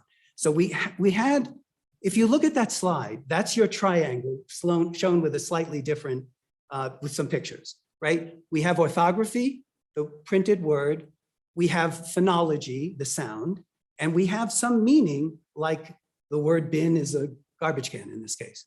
So we have those three dimensions, and they need to be connected in the brain. And they need to be connected in the classroom. Turns out, and this was a really important, for us, a very important discovery. Turns out that some children, for reasons unbeknownst to us at this point, but having probably to do with how we teach, some kids are developing strong connections initially between the orthography and the phonology. They have stable mapping between letters and sounds, something that evidence-based instruction really does emphasize. And other kids who are struggling, for reasons that are not clear in this slide, they end up liking to read as if words are things, like pictures of bins. This is called an imageability or concreteness effect. It's not really that complex. Some kids become sensitive in the earliest stage of reading to the relationship between the sound and the letters, the statistics of orthography and phonology. And other kids gravitate to a place in their head where they're not getting that, those elements, that triangle. Instead, they're kind of trying to read words that are concrete. It's almost as if reading is memory. So what are the implications? Last slide. What are the implications of that? Of those differences that we can measure now in children? And there are the following differences, and this is my final slide. So first of all, prior to an 80-hour intervention, children who rely more on the concreteness, the semantics of a word, do worse in reading among good and poor readers than children who have this knowledge about how oral language and written language talk to one another, this binding. And this is just, it's a 450 children in this study, and we can predict their reading scores before treatment by whether or not they're using a better path to create this 250 millisecond triangle, one that involves the phonology, the sound, or they're relying too much on words, superficial semantics, like whether it's concrete, whether it's an object, something like that. So we see the difference is present. And this was the most striking thing, this paper just came out, that, and basically it goes like this. The more you rely on the phonology, the better you're reading, and the more you rely on the imageability of a word, something that some approaches to reading spend a little too much time not worrying about, the worse you're reading. But this was the taker, this paper just came out. We put the children who were struggling readers and varied on whether they used one pathway or another through 80 hours of intensive 1 hour a day, 5 days a week in-school remediation with brain imaging. What we found was that those who responded well to treatment moved away from the imageability toward the decoding.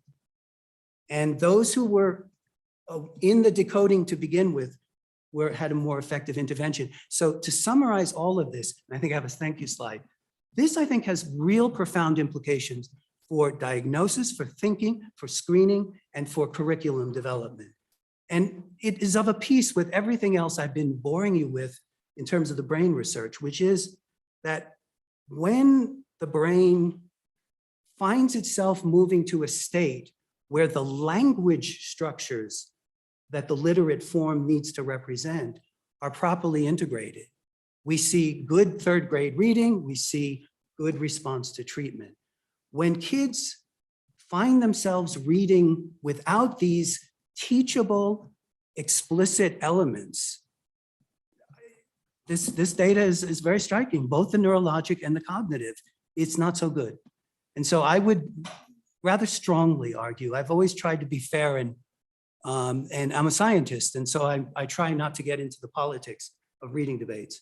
I do a lot of work at NIH. I'm involved in this on multiple levels, but I'm fairly confident in saying that we need to get back to those first three questions that I think might have been Representative Summers asking, I think about. One, what do we need? One, we need early screening. so that we can pick these things up so we can prevent rather than fix. We need evidence-based instruction and remediation that emphasizes the right connections. And I do think there's sort of a right connections. As much as that may sound like a political argument, it's not. And third, we need teachers to be able to benefit from this science of language so that they can bring it to the classroom. Many times teachers leave schools of education, they come to professional development programs that we do, where we have researchers and teachers working as partners.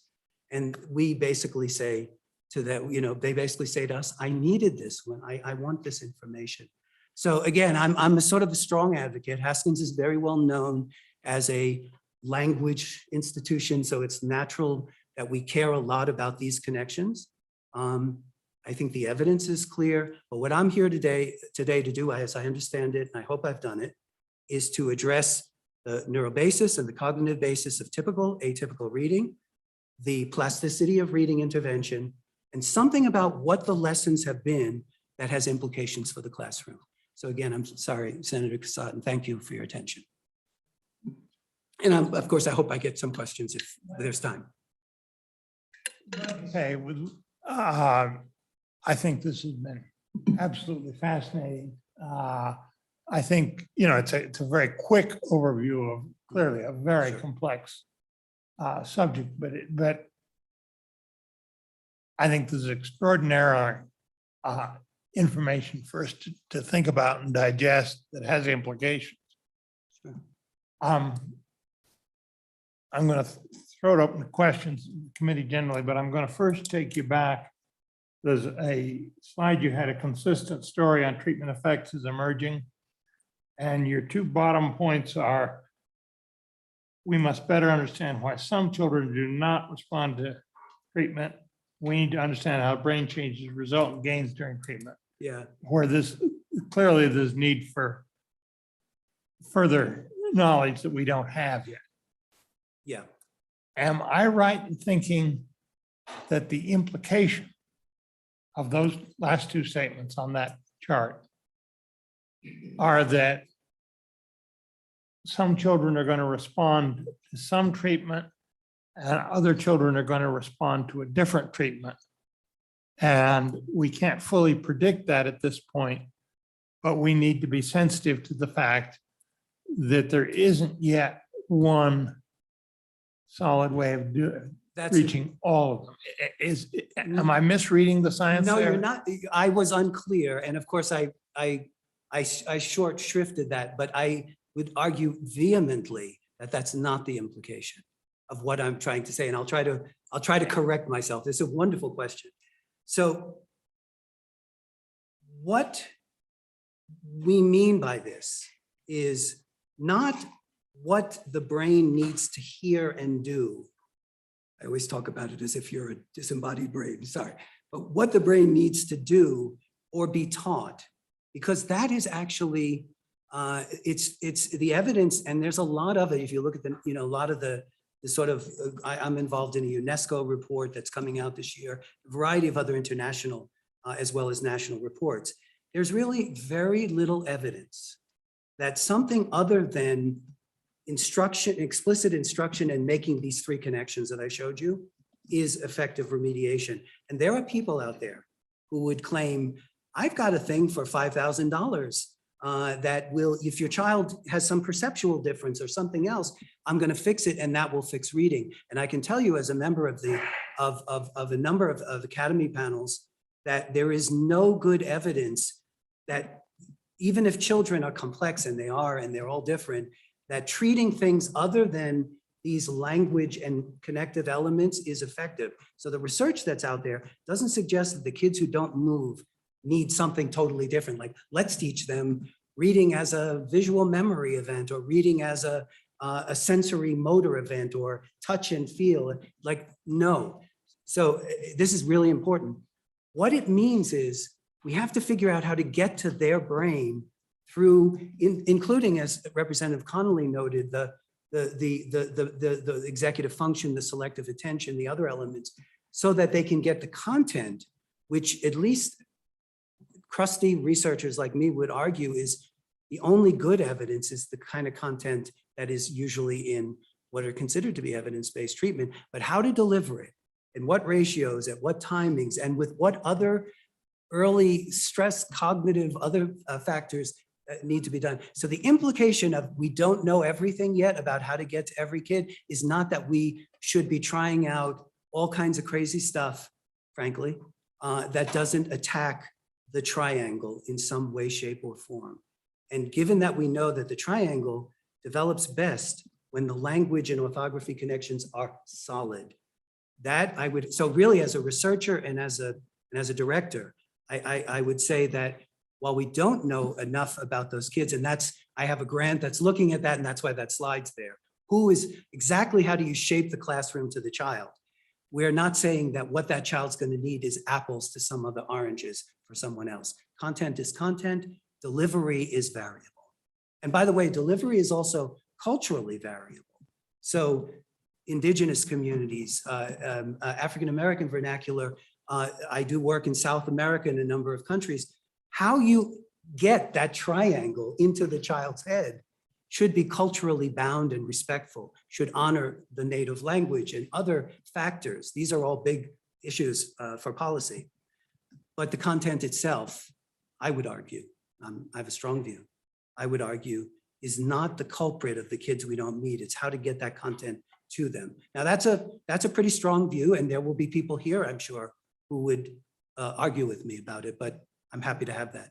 I'm trying to do for the implications of what you're telling us. Yeah. For policymaking. I know, yes. What I just heard was that there are a number of potential interventions that you will say the science rules that out because it doesn't work on the connections you're trying to see get made in that triangle. I would argue, rather, to be perfectly honest in this public forum, I would argue that some claims about fixing things that sometimes are different in these bright, beautiful children that have nothing to do with reading and language, there's no evidence for.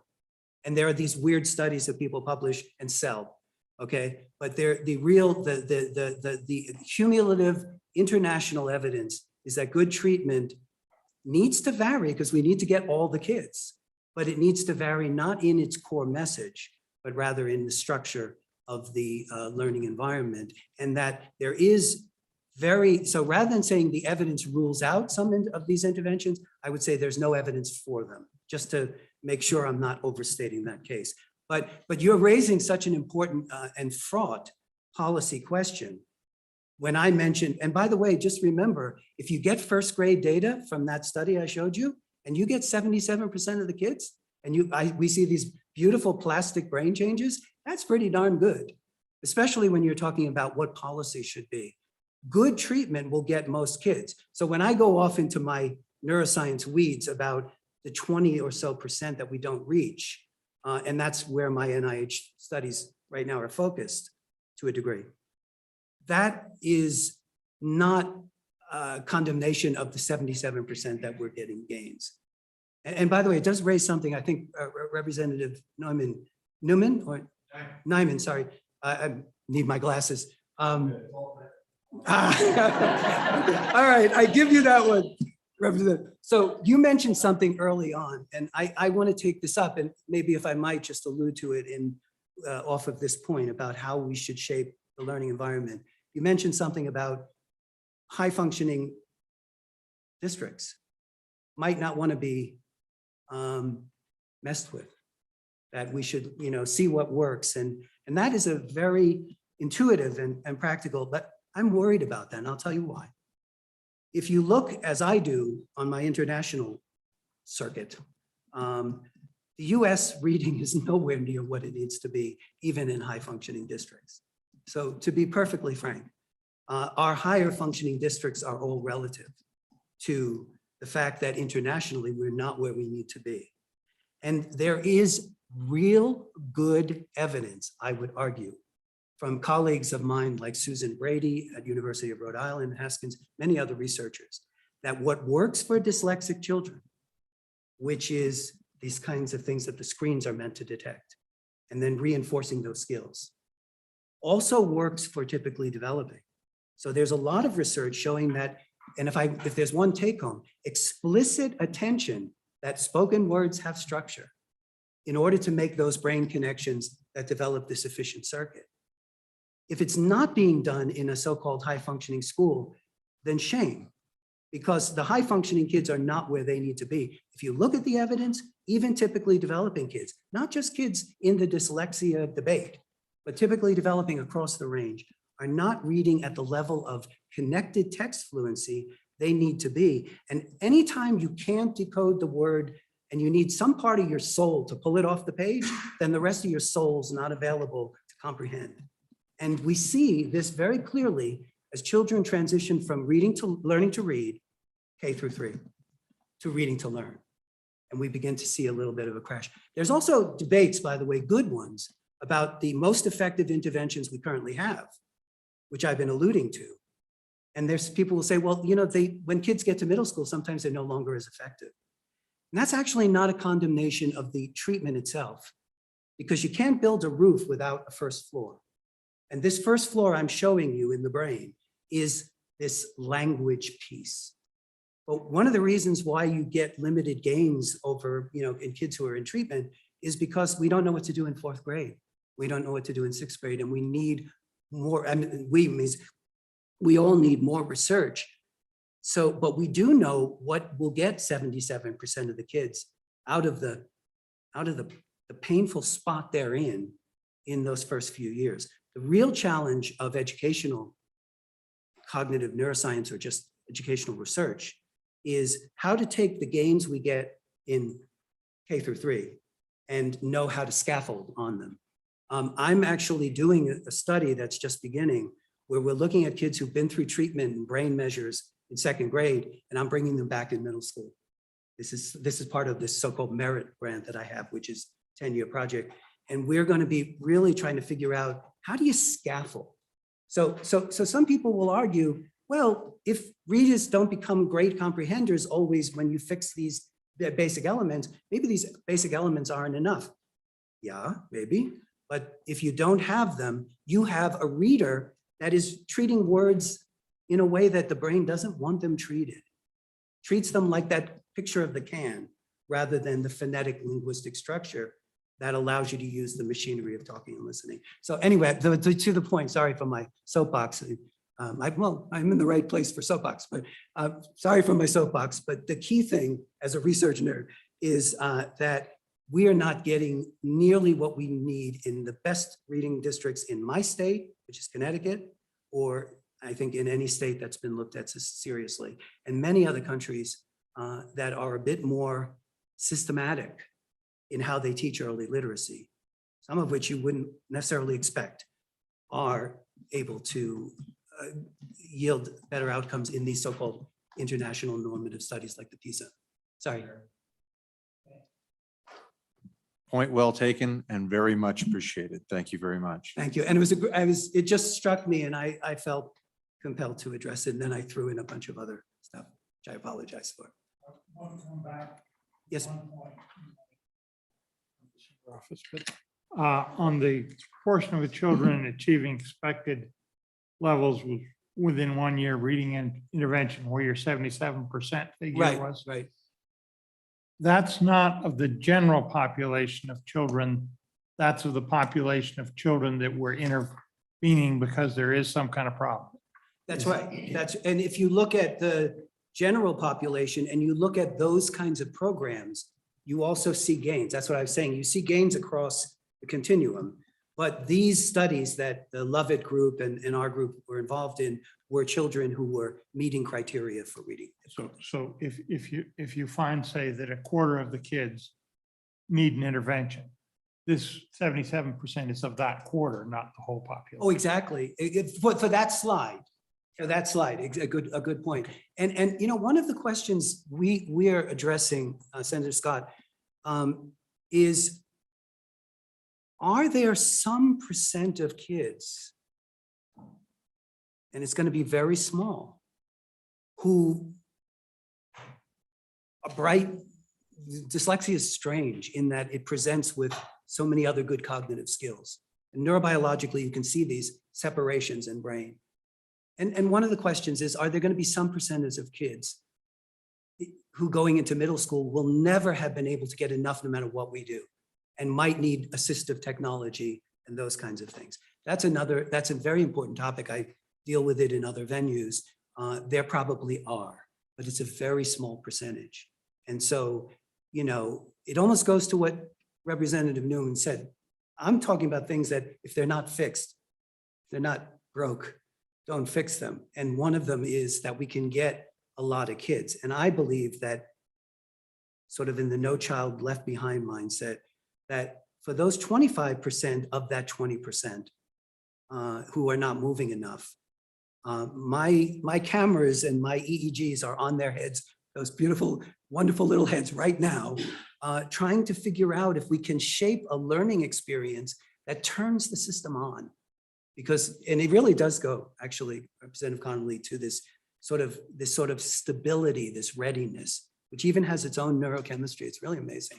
And so that's where we're at in terms of the research. We have a long way to go, but to all of your points, yes. Yes. Sorry, I use your great question to riff on things that I wanted to. Thank you, Mr. Chairman. And it's exactly along the lines of what we were just discussing, which is this, say, 25 to 30% of that 20%. If the intervention and what is the narrative that you have presented did not present a success story, is more of the same going to solve the problem? In other words, if we have an intervention that has worked 75% of the time, is there evidence that suggests that it just wasn't enough of that same intervention and I need 2 times or 3 times as much of the intervention and then I will succeed? That's a great question, Senator Rothfuss. Am I pronouncing correctly? So there are interventionists that I know, people I really respect, clinicians and educators, who would argue I can get them all. Okay, and I like that attitude. So the man who you were presenting about good teachers and what they can do. So I do believe that there are a lot of people that know way more than I do about how to work with a child day to day and who work with me on my teams.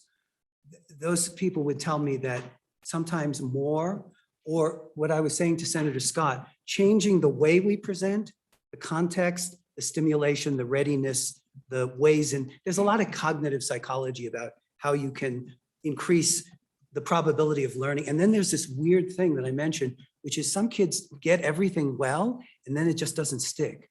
This has something to do with what's in neuroscience called hippocampal consolidation, the ability to kind of create a stable memory. So all that stuff is being worked on around the edges. And we still don't know with certainty whether more is the answer, but most clinicians that know way more than I do, and some research on adolescent literacy, which we didn't get into in detail, would suggest that more is probably the default way to start.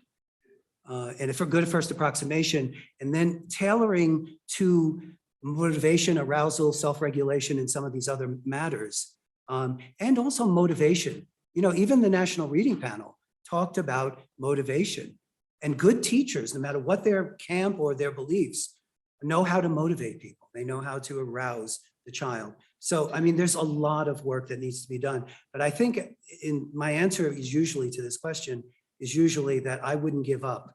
And then if you reach a point, and I'm not sure what that point is, Senator Rothfuss, there might be a point at which assistive technology and of course, we're living in a time where people like me are constantly being asked, what happens to literacy in the digital age? And that's just not for today. Otherwise, you'll kill me, okay, if we go into that. But these are really deep questions. And I would just say that we probably need to get the right entry into the child's mind. But most clinicians would say, don't give up. And then, by the way, there are other things that are part of some of the debates you've been hearing about that are important. Connected text fluency, motivation, strategies for confidence. That's all part of the equation. It's just hard to build the roof without the basement. follow up, Mr. And Chairman? that's really my take home point. Great. Sorry, go Thank ahead. you. No, no worries. So looking at this table from Lovett et al. 2017 that you present, was there any follow-up research to go back and iterate to see if the bar moved and by how much? I believe you said this was 80 hours of intervention, if I'm not mistaken, was 1 about hour 80, per yeah, day? yeah. Was there any follow-on to see if those values move substantially, if you then have a second year of intervention for that first cohort, for example, that did not? Yeah, so there is some work from that group and others suggesting that a new dose, so this is a dosage effect. Yeah. It can increase the number of kids getting through. I will tell you, one other thing, a paper I'm happy to share with the committee. We published at Yale one of the first large-scale treatment studies in 2004.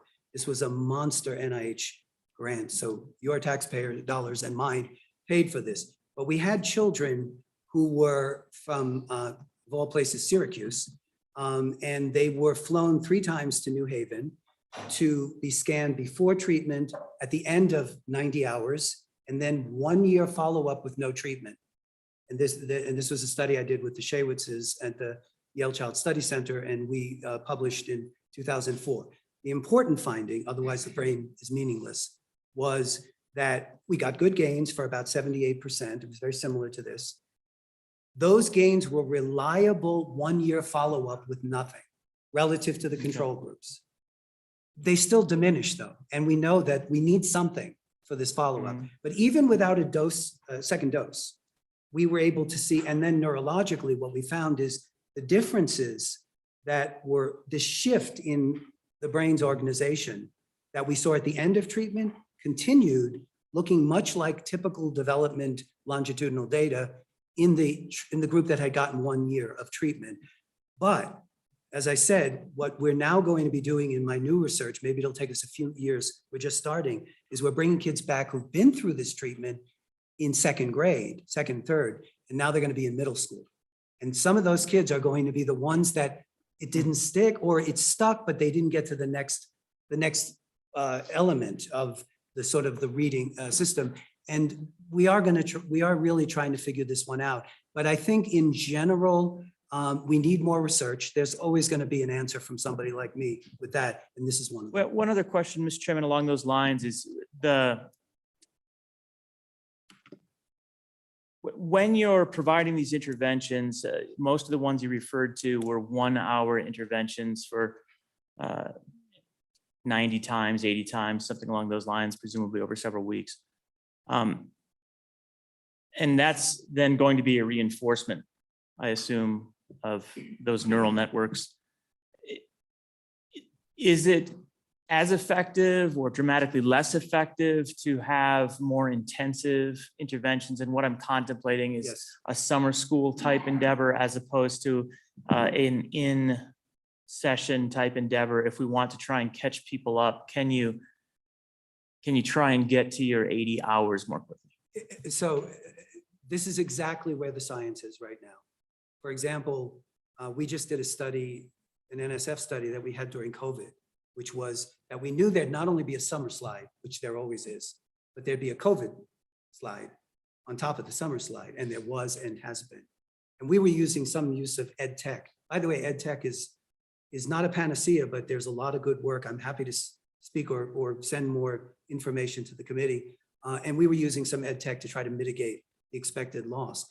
And there is evidence that we were able, it's very preliminary, we're still analyzing it, but that we were able to get by keeping this going during the times when you're not getting the instruction. Because you're at a point when you're building this circuit, it's very fragile, which is why you get these summer slumps and these other things. The brain really needs to take that triangle and its neural correlates and stick it into its proper space, if you will.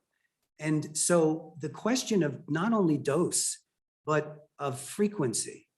I don't know if you may have ever seen in psychology, this memory research, there's something called massed versus spaced memory. Like you can learn the same number of hours to memorize something, but it's either all at one time or separate, and you get very different effect. This is psychology 101, right?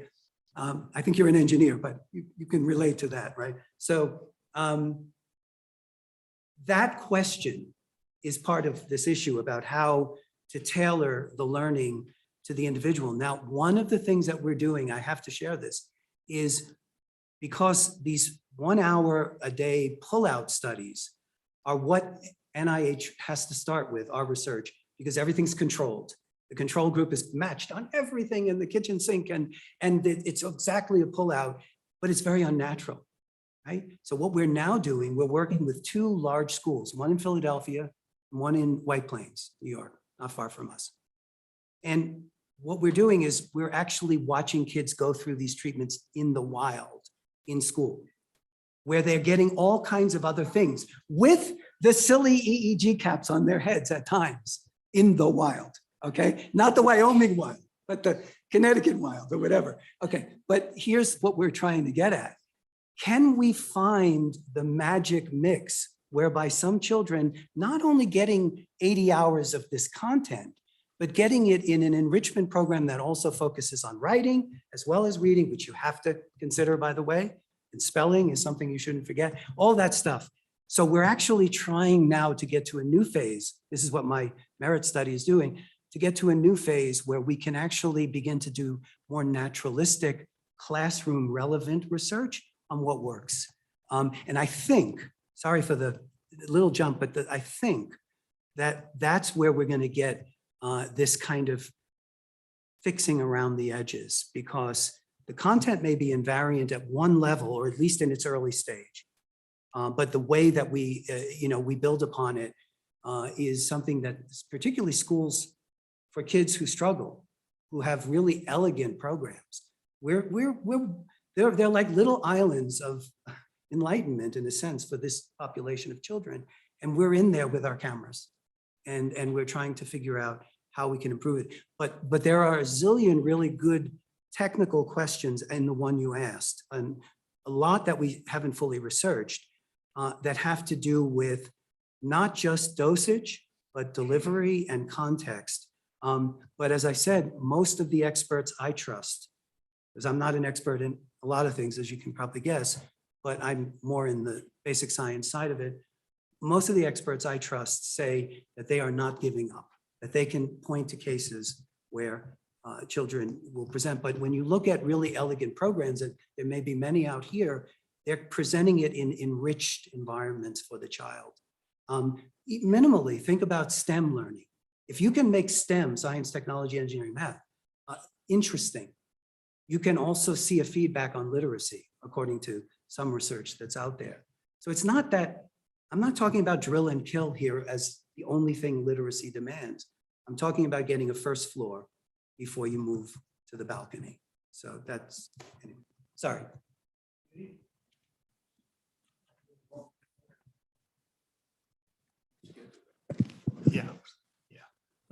Thank you, Mr. Chairman. Yeah, thank you for your presentation. It was really, really helpful. I just wanted to ask a few questions about when you use the word treatment, it sounds kind of medical. And Yes, it does. Does it have a medical component in your studies with the MRIs? And is that what you're doing, is also taking pictures of the brains of the kids? Is there a component of that? That's the first part of my question. And then I'll add the second part, and then just let you. Let me answer the first part. So Okay. the treatments we're talking about are only called treatments if they're being done for kids who have fallen behind. But they're very similar to what good instruction does for every child, in my view. So, and they're not medical, though the terminology tends to become biomedical. The fact that we image the brain is because the neural evidence the brain measures give us exquisite sensitivity to individual differences, to the things that differ from child to child and from moment to moment. And so that sensitivity gives us a lot of insight into mechanism. But the treatment itself is not MRI treatment, right? It's not brain. And the brain imaging and the use of biomedical terminology can be a mislead, because as most experts will tell you, if you want to, so I'll just give you one, stay with me for 1 second. So we have a finding that one of these slides had, where we see that children who are at risk for reading difficulties, 7, we saw we have a way of using an MR machine, magnetic resonance, to image brain chemistry.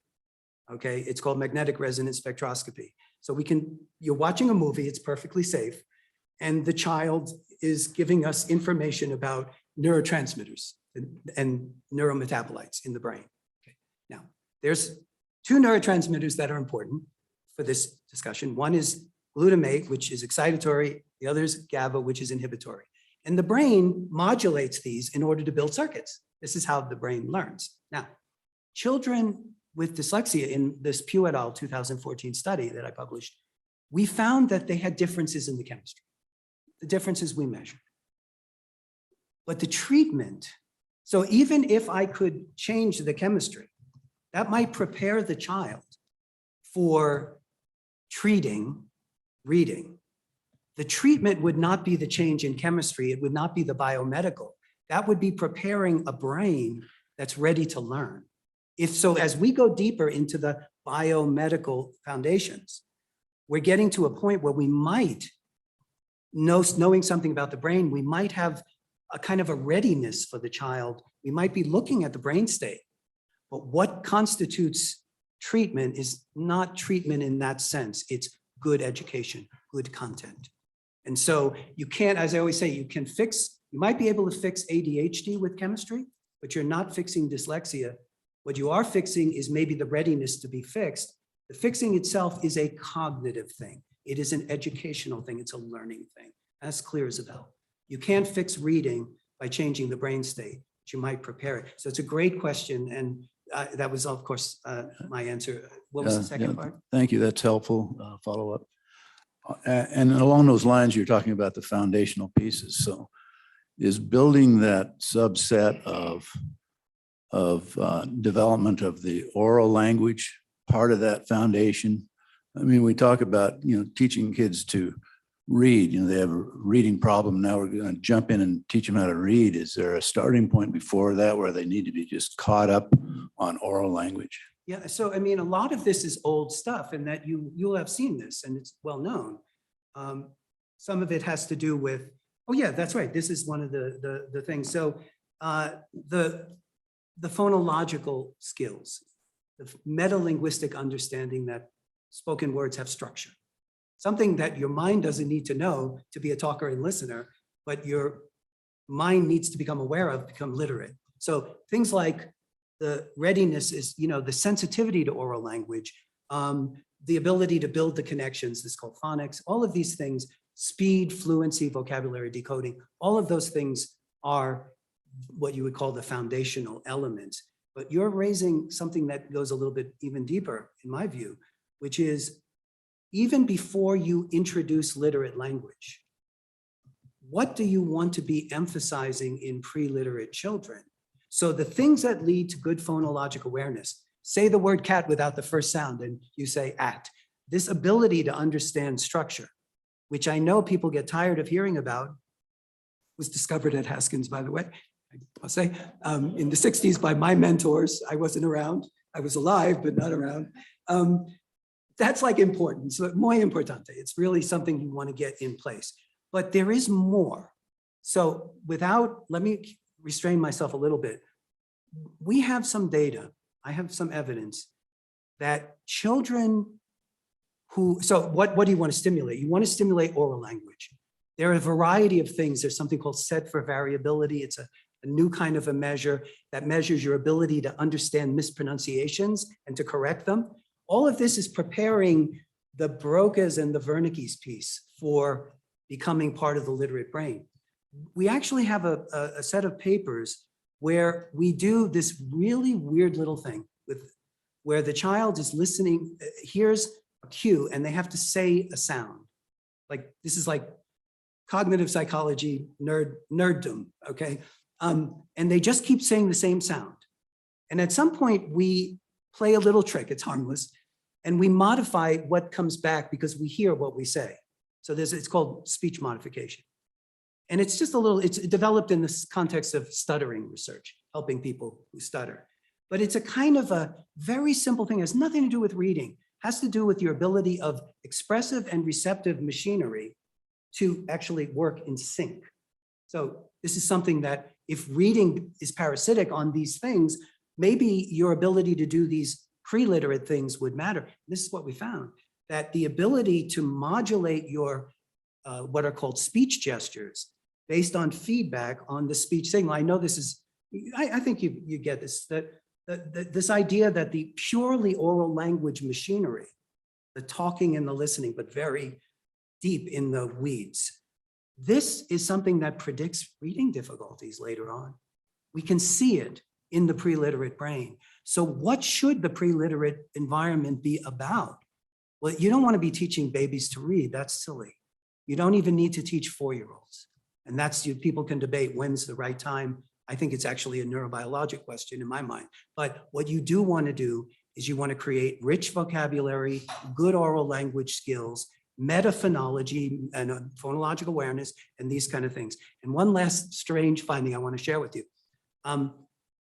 My colleague, Mark Seidenberg at Wisconsin, and his wife, Mary Ellen McDonald, did a number of studies. You know, one of the things that predicts good reading in preschool is the number of books in the home. Probably some of you have heard that. And also reading to kids is good, not teaching them to read at 2, for God's sake, but reading to them. It turns out that literate language, the complexity of sentences like Bob, who was happy on a Wednesday, went to the park, but then went home. That's like a ridiculous sentence, right? We have all this complexity. You don't have such syntactic complexity in me and you talking, because otherwise our short-term memories would explode. But literate language books are where children get that. And it turns out there's emerging data that preschool exposure to the complexities of literate language, not teaching them to read, but exposing them to the syntax, is now showing gains in middle school for some of these kids. So there's a lot of really exciting science about what to do. I kind of alluded to it earlier. What do you do in a preschool environment? Always more research needed on everything I said, no matter how cocky I've been on anything I've said, or how arguable, and some of you may think it is. Everything is subject to revision and scientific growth. The science is self-correcting. But this area, this what to do about oral language and readiness, phonological awareness and related skills are crucial. But there might be a way into the child's language systems that is more about the machinery of communicative behavior.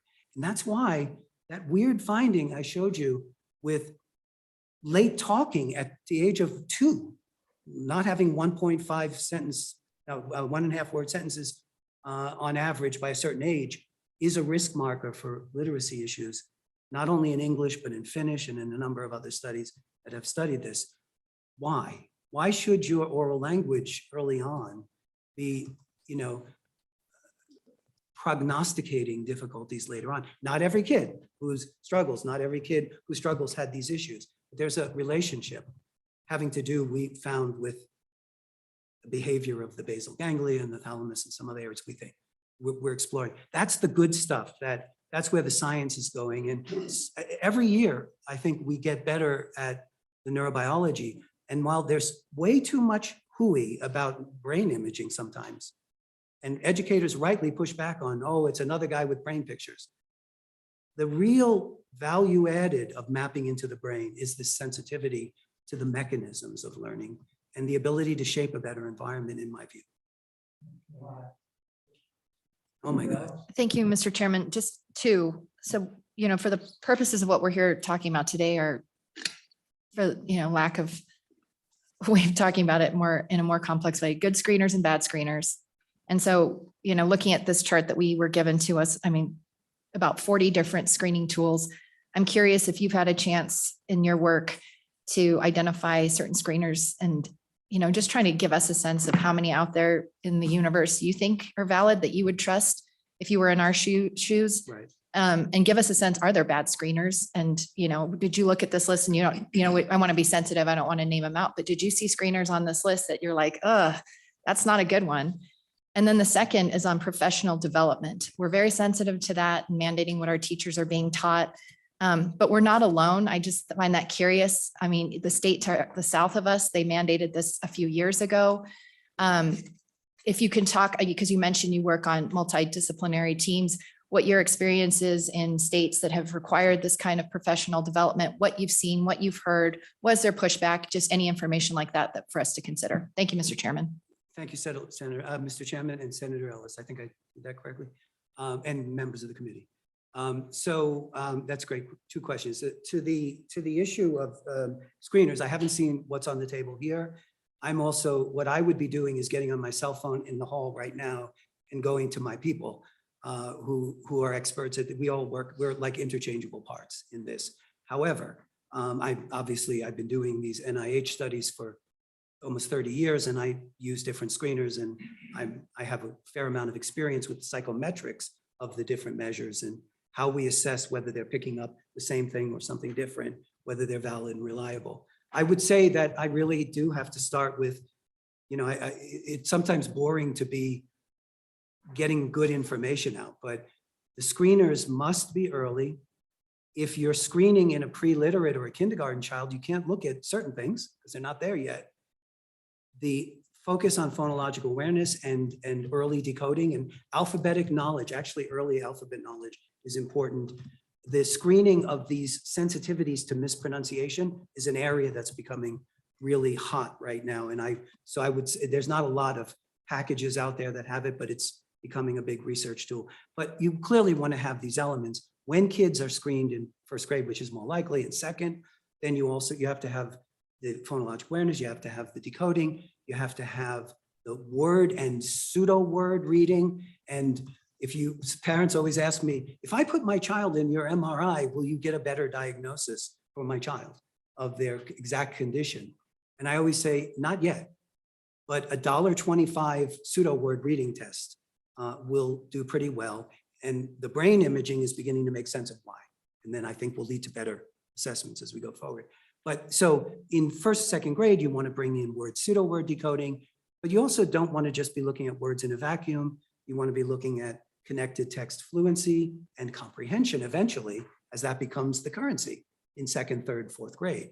So there's a lot of age appropriate, as I know Heather Fleming showed me some work that they're working on to try to vary content reasonably by age. But all screeners have to have these sensitive elements. One that maybe could use more attention is spelling. Turns out spelling is something you can't trick me on if you're a struggling reader hiding from me. Like, for example, some kids learn to read by memorizing words like their pictures, and they're really smart, and a lot of kids with these difficulties are very smart. And that's kind of going to that wrong part of the triangle. But when I ask you to spell something, you can't fool me, if you will. I don't mean this literally, right? And so the ability to actually go back from the phonology to the orthography turns out to be highly diagnostic and so good interventions. There are a lot of them. I can name them.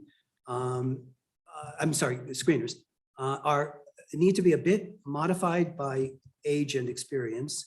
They need to be culturally bound as well in some ways. This is not trivial. Under-resourced communities and communities are not getting what they need. A colleague of mine, Julie Washington, has done a lot of work on African-American vernacular and reading and dyslexia. And she's a real expert on how to screen and assess in populations of children who have essentially dealing with a nearly bilingual challenge.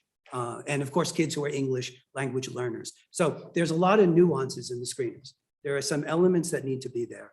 Dibbles, others, they're all good. I'd have to look at the others, but what I would really do is I would take them in, I would call these 2 or 3 of my colleagues and I just list them and then I would get back to you. And I'm happy to do that because I know the pressure I heard at the opening remarks is, but any screener, if it's valid and reliable, can be scaled to any other screener. You can have a couple of versions as long as they get the same construct. The only way to establish that with real confidence is to have some number of kids get both and then show that they're highly reliable. And this is not an arbitrary business. I mean, there are things that the science says, and maybe the emerging neuroscience, I hope I've convinced you, support, that any good screener should have. But in terms of the ones that you have on the table, A, I'm not a pro, and B, I haven't seen them. Oh, and then the second part was, oh yeah, so we do a lot of this in our global literacy, the Haskins Global Literacy Hub, where we have these partnerships of educators, researchers, and policy people working together and learning from one another. And one thing, and sometimes researchers, people like me, will come to educators and say, yes, dearie, we'll tell you how to teach, right? And we should be smacked if we do that, because I don't understand the classroom the way that you do. I don't understand the teaching process. So it's critical that professional development goes both ways. And so we've created these models, and I'm happy to share them, where the researchers are learning from the educators what it's like to be in a class so that they can design better research. But the educators, the teachers I work with, they're hungry for information, not just because they're cute brain pictures everybody likes, but because there's science there and there's potential science progress there if we do our job right. So what we're trying to do with PD, what we're doing with professional development is trying to fill in gaps. One of the most important things is it's very often the case that in preparing somebody to learn to read, to teach reading, there's not enough focus on language. And so we're stubborn like that. We're annoying like that. Language, an understanding of the principles that are critical to build that triangle is critical for professional development.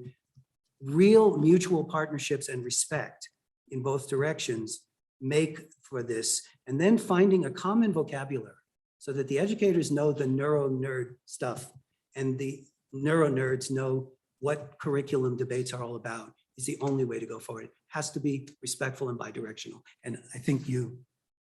Move on. Have I missed anybody?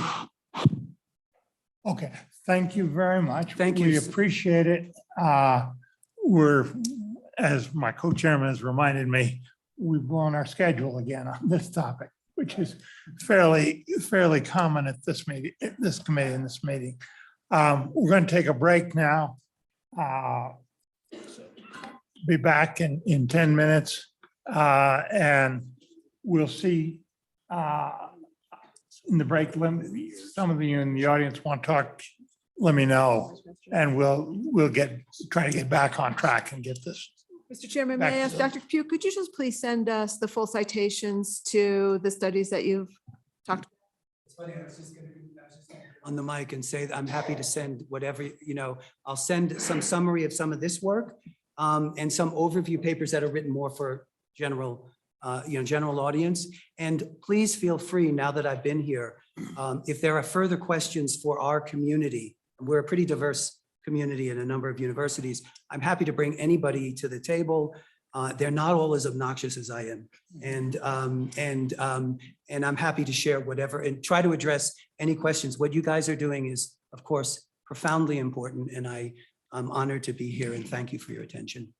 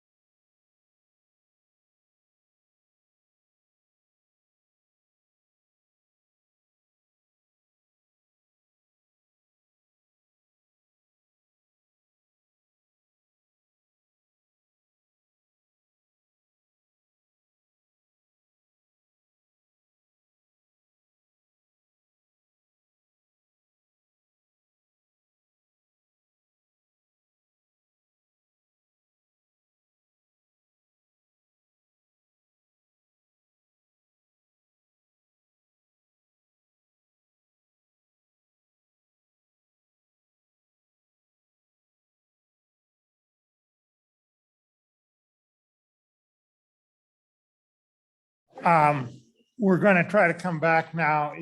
We've had an extraordinarily interesting excursion into the basic science behind what we're working on. I think is very important. But now want to come back to the practical real world and hear from the voice of experience. So proceed, introduce yourself and tell us what you've got to say on this. And we're going to come back to some of the issues in the bill. Thank you, Senator Scott. Members of the committee, I'm Grady Hutcherson. I've taught for 24 years and approximately 20 of those years have been at the second grade level. I now serve as the president of the Wyoming Education Association. And I appreciate you all giving me an opportunity to bring it back to the classroom and school level, because I've been fascinated by the conversation, but then there's also the practicality of what can be done in our schools and in our classroom. And so a couple of things that or as the good doctor mentioned, I think in the wild, right? I was in the wild for 20 years with about 18 second graders. And a couple of things that I wanted to share that haven't been mentioned. And I was happy to hear some more conversation about the professional development, but a couple of items related to the screeners that I think has been overlooked is the screener can be given to students even as they begin kindergarten. So that screener isn't telling us information about instruction. It's telling us about what students can and cannot do. And I was appreciative that was pointed out. That's to inform my instruction as a classroom teacher, so I know what students need. Now, keep in mind, if I'm in a classroom and I have 18 students and there's only one of me, I can only provide a certain amount of small group instruction or intervention. All of my years of experience teaching were in Goshen County, and I was in a Title I school-wide classroom, school, pardon me. So we had reading specialists, we had interventionists, and that support helped me as a classroom teacher so that we could better meet the needs of all of the students. So I think that's important to keep in mind as we move forward, thinking about how can we really change the results of reading scores and how our students are performing. In relation to the screeners, I wanted to point out something that I didn't hear. I'll go out on a limb and I'll tell you it doesn't matter which one you choose if we don't talk about the training in administering that screener and the inter-rater reliability. I don't think it's a secret to anyone not in education to know about teacher pets, right? If I have a bias towards a student, I might score that child differently on a screener if I'm not trained in how to use that. So we have to keep that in mind. In my previous district, we had a team of educators who went around the district. I was in a K2 building and we had approximately 300 students. We had a team of educators, reading specialists who came into my building. They were the ones who administered the initial screening so that there was that reliability. I think that's an important component when we're thinking about it. Then the progress monitoring piece that you had heard mentioned, as a classroom teacher, then I can do that monthly progress monitoring to see how my students are progressing. And I guess I'll add one more piece of the equation that's so important is we've only heard a little bit of conversation around it, but really focusing on the instruction that we provide to students. So in listening to all of the testimony and thinking about the bill, part of it says it's an assessment, part of it says it's in a screener, part of it says professional development. Those are all different pieces, and I've noticed that we're really focusing in on that screening piece for identifying, and rightfully so, identifying our most at-risk students, particularly those with dyslexia, so that we can help them. But in a classroom, I can be an amazing teacher and teach reading, but that's maybe an hour out of my day that I get to devote. And so you heard testimony about an hour of intervention, or as the doctor referred to it as treatment. in the classroom world, in the school setting, if I had students who were not performing where they needed to be, they maybe would receive a 35-minute pull-out intervention. Another thing to keep into consideration is who is providing the instruction and support to our most struggling readers, because oftentimes in a classroom, those small groups of students will be placed with someone with the least amount of training. And that's not what is going to best help them during those critical years so that they can be put back onto that track for potentially being successful and graduating, as Representative Summers mentioned in his amendment. So I'll stop there. I could go on. I'm passionate about it. Education is my world, and I'll stop there and stand for any questions. Thank you, Mr. Chairman. From your experience in dealing with these issues, what would your suggestion? You're king for a day. You get to pick. You get to decide how you would best address these issues and be able to get the help to these kids that need this help. Now, you've established some of the major hangups and the problems with, teachers with not enough time in the class and inability to be able to get the kids to the people that are maybe not at a certified level or a competency level that you felt was what they really needed. What would your suggestion be to remedy some of those issues so that we can get to where we need to be with this education as far as reading readiness and literacy? Mr. Chair, Representative, thank you for the question. And that's actually a very challenging question to answer because I've thought about that challenge that we have, right? Like as a classroom teacher, I no longer have a plate. It's a platter that's overflowing. We haven't even discussed math, right? But there's a very simple math problem that we could all do. And there are not enough minutes in the day to provide the instruction for everything that's in the basket of good. So part of me thinks if I were to actually be in that position, I wonder a lot about prioritizing, instead of all of the standards, a real focus on that literacy development at the primary grades instead of absolutely everything we can think of that we want to make sure we're trying to cover. Often the expression is a mile wide and an inch deep. And I really think that if we were to go not as wide and deeper, particularly in literacy, it would benefit all of our learners, particularly down the road, so to speak. So that's a short answer, and it's much more complex than that, but that's where I would at least consider starting.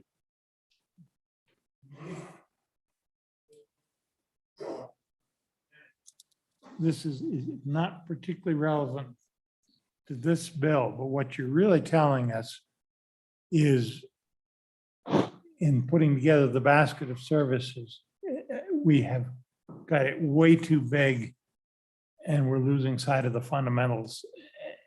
And we're forcing the teachers to set priorities amongst the things in the basket. Are you telling us we got a fundamental problem with our approach here? Chairman Scott, I think the fundamental problem is that there is not enough time in the day for us to do the best we can for our students and still cover all those things. I didn't mean to digress from the content of the bill. However, being made king, I kind of got excited for a moment. So, but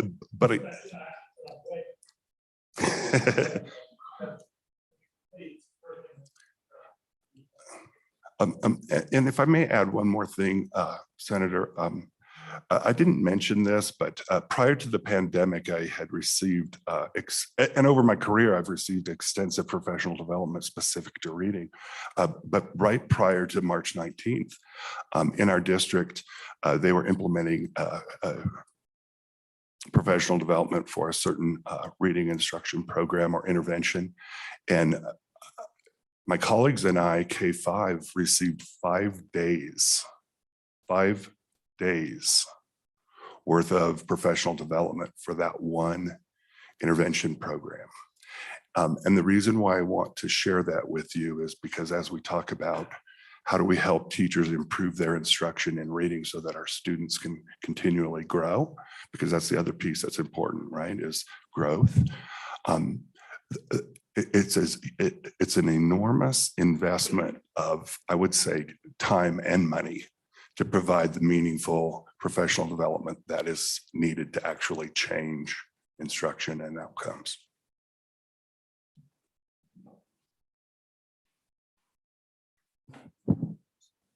Thank you, Mr. Chairman.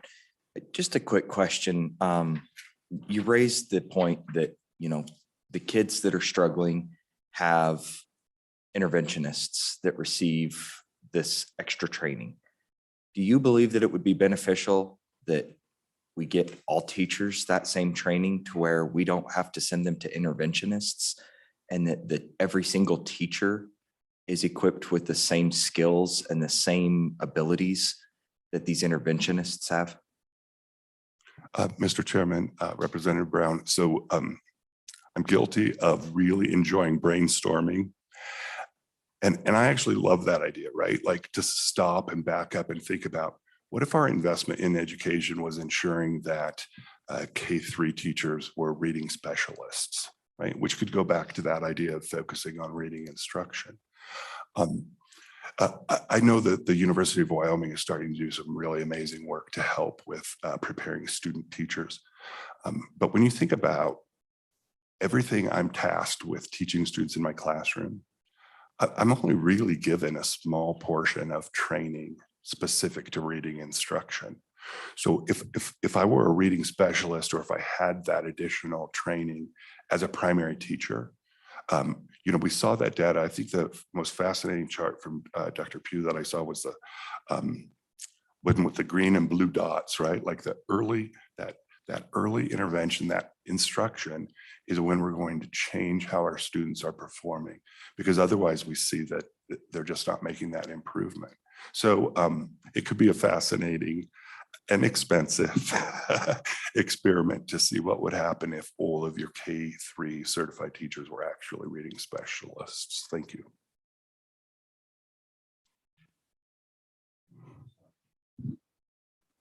Mr. Chairman, thank you. And actually, my question is kind of along the same lines, only I want to bore down into that a little bit. And I realize you're out of college a long time now, right? But you represent a lot of colleagues that are freshly out of college. So are they getting the training that they need as it relates to reading? Okay, so right, we got to just reading in general, right? So the ability to diagnose, the ability to help a poor reader, and then the other question is reading interventionists. So just in your general knowledge, so one, are colleges putting out teachers that can adequately, prepare kids for reading, right? They can help them read. And then secondly, are districts or schools providing enough reading interventionists to actually help you and your colleagues be able to take those students? So if we do have a good screener, we do identify a child, one, is that teacher that's in the classroom every day, is he or she able to address that challenge?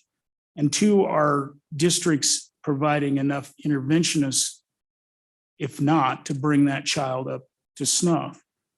And if not, is the breakdown in our model, because we don't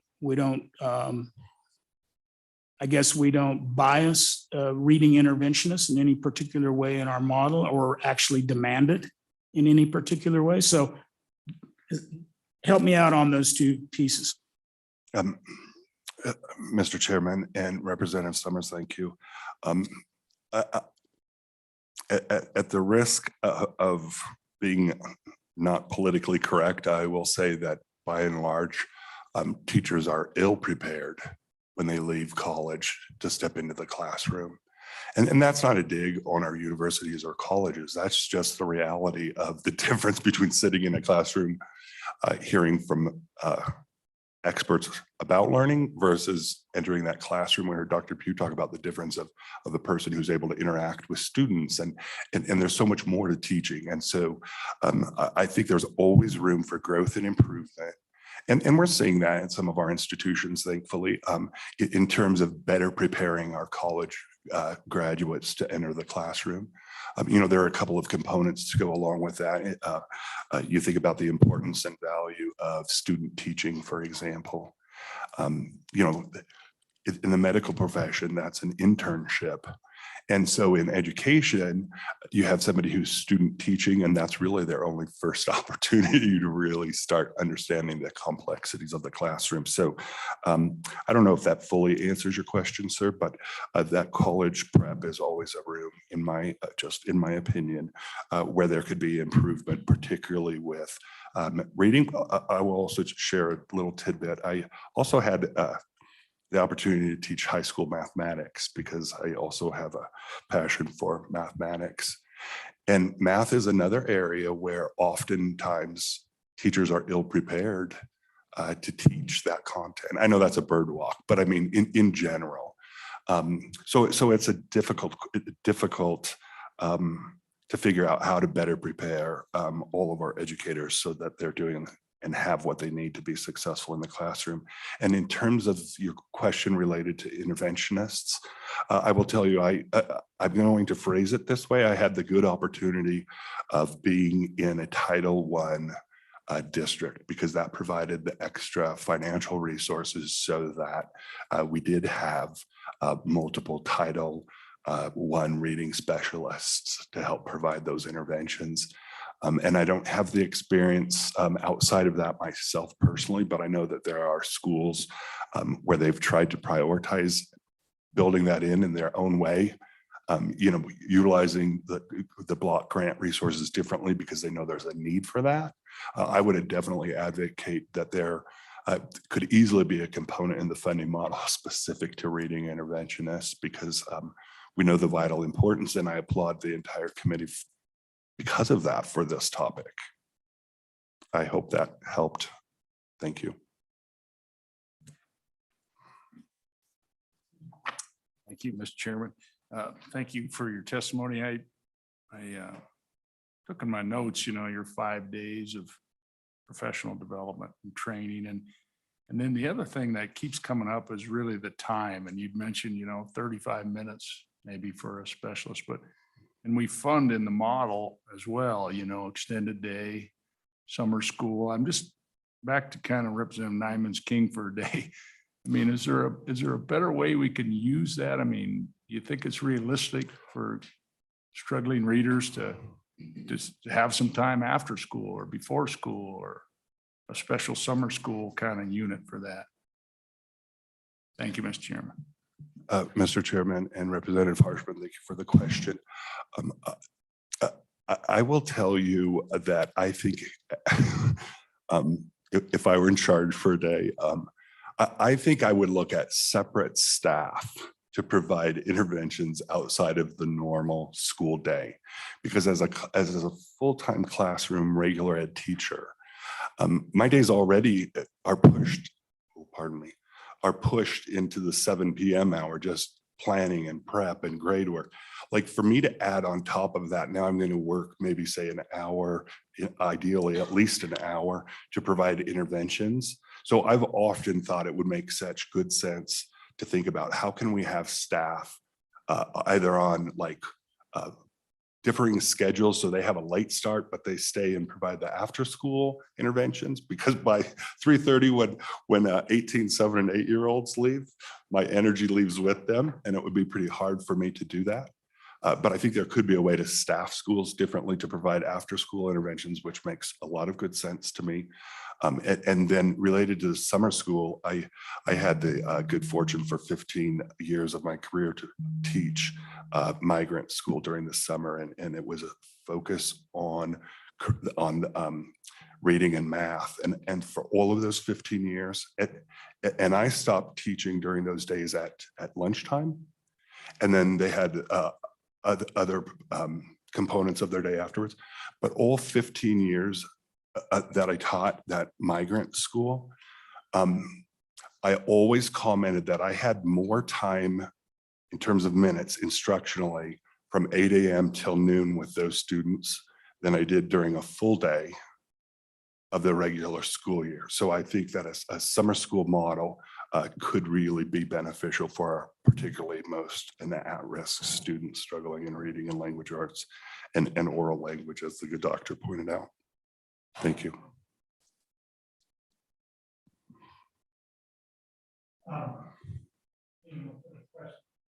One, I've heard from a number of teachers complaints that the testing that's done, and I'm not sure whether they're talking about the screeners that we're talking about here or whether they're talking about the assessment testing in the younger grades is not age appropriate because it assumes a degree of computer skills that your youngest kids simply don't have. And I've heard tales of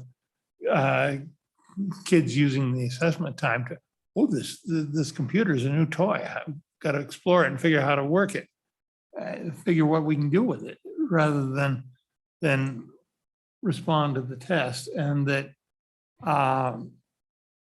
we have an issue with some of that being age appropriate. In your experience, is there anything to that? And if so, are we talking about the screeners that we're talking about in this bill, or are we talking about our statewide assessment testing, the YTOP? Mr. Chairman, thank you for the question. I think it's a little bit of a combination of both because we know the importance and value of the data that we can get from meaningful assessment to help with our instruction. But then there's also this addition of all of these other things we're going to assess for, where it starts I would argue, it starts taking away from instructional time in the classroom.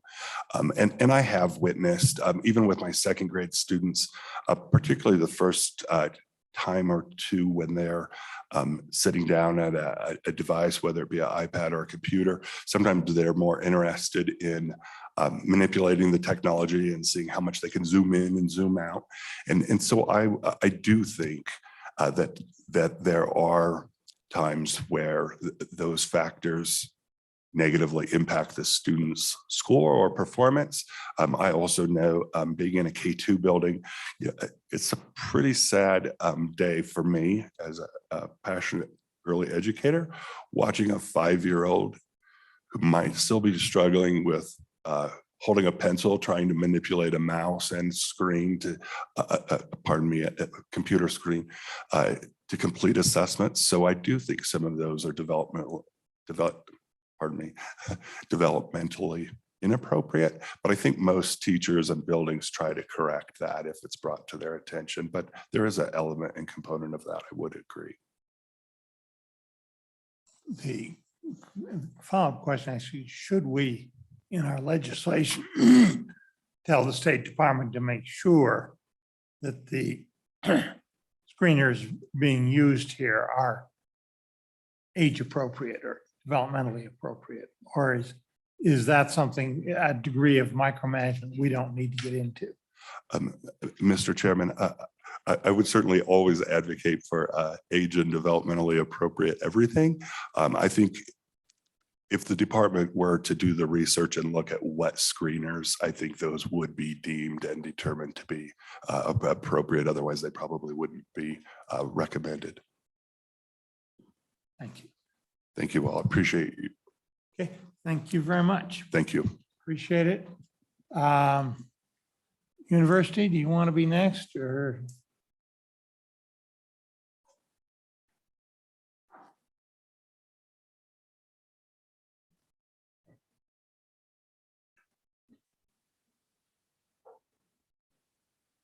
I'm Scott Thomas, Dean of the College of Education at the University of Wyoming.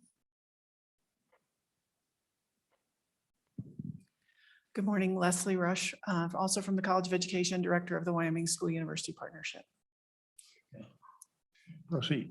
Senator Scott, you asked if we had some comments on the survey that went out about student teaching across the state. And Dr. Rush and I have spent some time looking at the results, and we want to just offer a few observations and our appreciation for the input that we could only get through the mechanism that you provided. So thank you for that. And committee, forgive me, this is not necessarily in the bill, but we need to hear from them. So we're going to do it right now so that they're here. Thank you.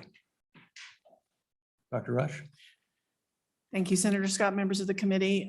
Looking at the survey that was sent out to Wyoming superintendents regarding student teaching placements from the College of Education, I thought it might help the committee a little bit to have some additional information about the history of student teaching placements, the numbers of student teachers that we currently place in Wyoming, and the process that we use. So I'm going to be very brief, but just provide you a little bit of contextual information about student teaching so that you'll have that information.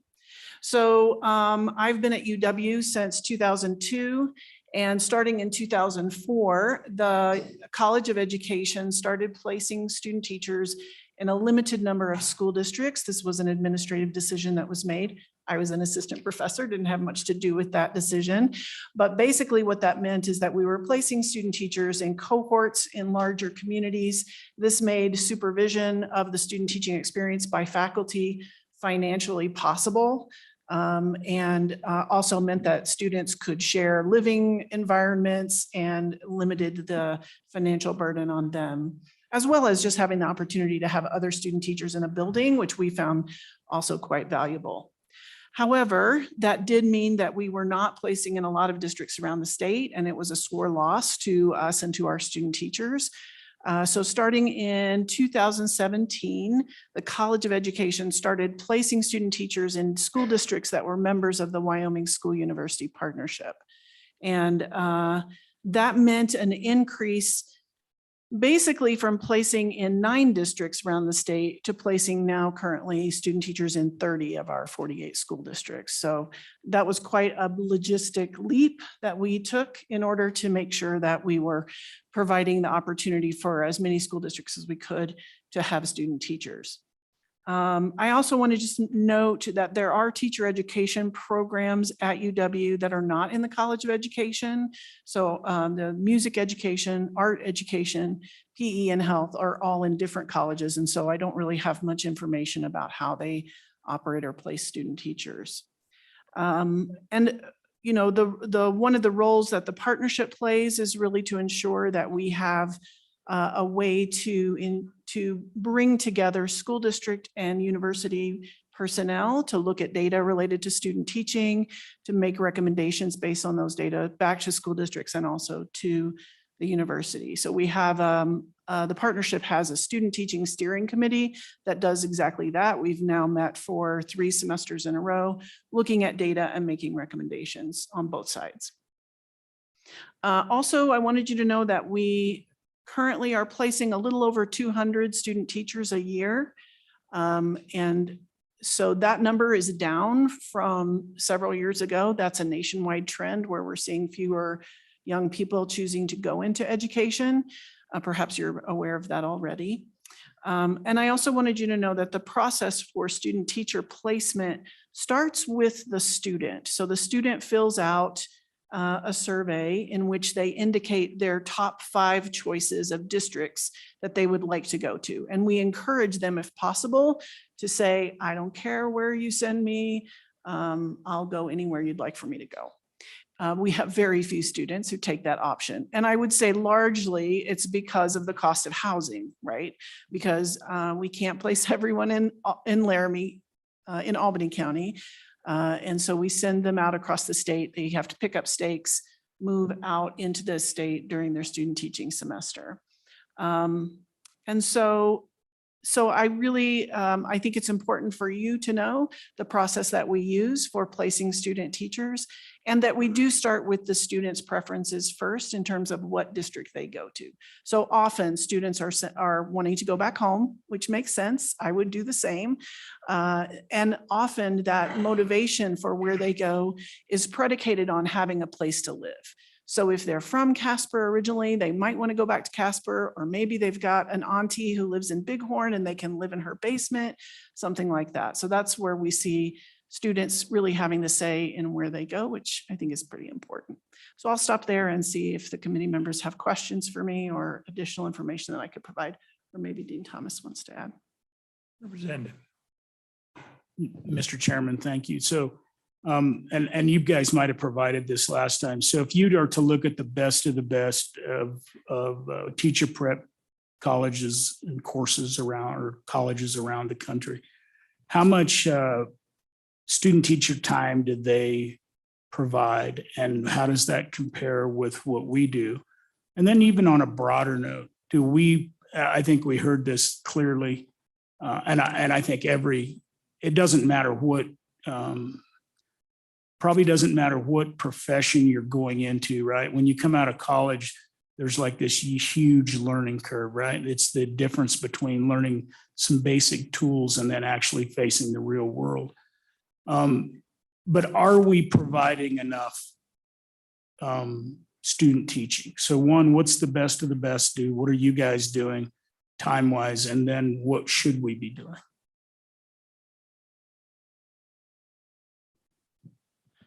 Mr. Chairman, Representative Summers. I think that a growing trend in teacher education programs is to, for those universities that are lucky enough to have large communities that they're located in, to have course instruction happen in school settings. So for example, I'm teaching a course this semester on teaching writing for English education majors. I would be teaching that course in a high school or junior high school setting. My students would have the opportunity to be in schools that way. Unfortunately, in Laramie, we just don't have this. We would be overrunning the Laramie School District, the Albany County School District, if we did something like that. That has always been something that I've wished that we would be able to do, and maybe virtual kinds of opportunities are lending themselves to that possibility for the future. I would say that, well, I would just mention too, that one of the things we are currently piloting in the college is a year-long internship where the student starts their student teaching experience in the fall semester and completes their requirements for university graduation in that semester. And then in the following semester, they become paid by the school district, and they become the teacher of record in that same classroom. So I see that as a really a setup that has a lot of potential, and is one that we would like to see if we can broaden out to other school districts. We had big plans for getting that started before the pandemic hit, and then we had to put it on hold for a year, but this year we're in the middle of piloting it. So we're really collecting information on how it works. Currently, our student teachers are required to do, at a minimum, a full 15 weeks. It turns out to be 16 because they usually take student spring break whenever the school district takes the spring break where they're placed. So, Mr. Chairman, thank you. And I realize you kind of touched on it, but the best of the best, what do they require for student teaching? Obviously, what maybe you were insinuating is that they do that through a in-school service. Explain more. What do the best of the best do in this area? Mr. Chairman, Representative Summers, I'm sorry, I wasn't very clear about my answer. I guess what I like about that embedded program is that it gives students more opportunities to be in school settings for a longer period of time. So I would say that having at least that school year, the final school year in school settings, is critical. And that's what I think the best of the best is doing. Although some of the best programs in the country also don't do teacher education at the undergraduate level, they do it at the graduate level. We're doing a little bit of both right now, so that might be another piece of the answer to your question. Thank you, Mr. Chairman. I have the good fortune of having a granddaughter who's a senior this year at the University of Wyoming. And I know she's involved in a program, and I don't know if all of our student teachers doing the same thing, but right now she's in Riverton with her, the person who will be her student, her supervising teacher next semester. But she's been there, I don't know whether it's once a month or how that program works, but I really like that idea because I think over the years, when I was teaching, I had 13 student teachers over the years. And so, but I like the idea of those kids going out and finding out what they don't know, and then coming back to the university and having that opportunity to pick up whatever their deficiencies might be. So would you talk a little bit about how that works? Mr. Chair, Representative Paxton. Yes, I'm happy to talk about that. Thanks for bringing it up. What you're describing is the practicum experience that's connected with the semester prior to student teaching. And particularly for our elementary education majors, which is a little over half of our students, in the fall semester or the semester prior to student teaching, they're taking methods. They already know what their student teaching classroom is. They go out during that methods course for 3 weeks that are scattered across the semester so they can get to know the children and the teacher in that classroom. In addition to that experience, we also have practicum experiences built in at the freshman, sophomore, and junior level for our students so that they have lots of opportunities to be in classrooms and to see if this is really the thing that they want to do with their futures. So we have a set of practicum courses that build from just observational kinds of work early on to actually being in a classroom, teaching, recording themselves, getting feedback on that recording of their teaching, and a full workup in that sense. I hope that helps answer that question.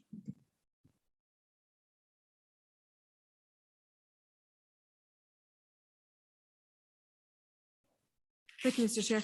Thanks, Dr. Rush. Just a couple of questions. And again, taking a quick look at the handout here. Some of the districts talk about the obligation to be part of the partnership and the dollar figures that are associated with that. And you alluded to issues with housing. So can you talk a little bit more about that, both of those? Thank you, Mr. Chair. Representative Connolly. Yes, for sure. So the way that the dues to the partnership work is that there's a flat fee of $1,000 plus, this is that the districts pay, plus $1 per student enrolled with a cap of $4,000. So no district pays more than $4,000 a year, and it's graduated in that way to allow smaller districts to have a little bit of savings. That's for the school districts that are members of the partnership. I am curious, we have a block grant, and in terms of the block grant and the components of the block grant, this isn't one of them. So have you ever had a conversation with a district about that? Senator Scott, Representative Connolly, I have not. I don't know from where within their budgets the school districts pay their fees. Mr. Chairman, I'll just leave that at a right now for us to keep. And then just, could you keep on going and talk a little bit more about housing of these students? Yes. Yes, absolutely. So the question of housing is, I think, the biggest expense that students are concerned about. I mean, they are taking student teaching as a full-time job, so we encourage them also not to work if it's at all possible for them to avoid working, because we want them to be really focused in on the experience of student teaching and learning as much as possible in that. Now, we do have some scholarship monies that have gone towards student teachers, and we see those dramatically increasing in future years. I don't know if you want to talk about that a little bit. Unveil that if you like. Okay, so we do have a family of donors to the College of Education that are setting up a fund that will help support living expenses for student teachers in particular. And so we're quite excited about that opportunity to help students with those living expenses. Couple follow-ups. Okay. Dr. Rush, do you know how much money the college gets or the program gets for the partnerships per year? You said it was between $1,000 and $4,000. So $1,000 for 30 of the districts, so $30,000, $40,000, something along that line. Or It is closer- actually a little bit more than closer to that. 120? Most of that money goes to support a staff member who works with me to support the work of the partnership. And the work of the partnership is much larger than just the student teaching piece. That is a part of it, but. Oh, sorry, Mr. Chair, I wasn't clear. Dr. Rush, how much money together does the university get from the districts combined in order to have student teachers placed in their district? I don't have that number handy, but I can get it for you. Okay, thanks. And one other, just follow up, Mr. Chair, in terms of the kids who, so what we do is real quick, like Albany County is saying, oh my goodness, we get inundated. We wish we had fewer. We try to do our best, but we get inundated with requests for basically kids to stay in Laramie.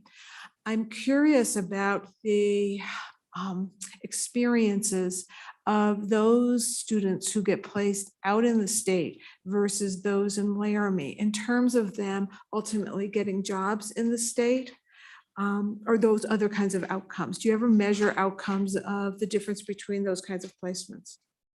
We do look at outcomes for job placement, but we have not looked at them disaggregated by district in which the student teacher was placed. Because I think that's what you're asking. Mr. Chairman, I'm really trying to get at understanding there's a need out in the state for teachers. We're hearing that, right? We want them to come from UW. We're hearing that as well. We want them well trained from UW as well. We're hearing all of that. And so I'm trying to get at what are honestly some of the issues that we as policymakers can address in order to facilitate meeting those goals. And if we have a problem with housing or money in districts, that's something that maybe we can address. Some of these other things we can't, but those are elements that we can. So any of that kind of data that you have could perhaps help us. Absolutely. I'm happy to look at what I've got and provide it. Yeah, thank you, Mr. Chairman. Yeah, I will digress. Representative Conley basically asked everything I was getting ready to ask, and I would ask if you would also send me a copy of the information she will be privileged to. So, yeah, and I guess just to reiterate, one of the questions here, and I've noticed kind of some different points in here been brought up, is a lack of rural areas seeing these teachers. And so I'm just curious, what would your thoughts be on what would be a way to overcome that? Are we looking at dollars that need to be expended into these areas to help? Because a lot of them are, like, for example, Park County was one I see, Weston County.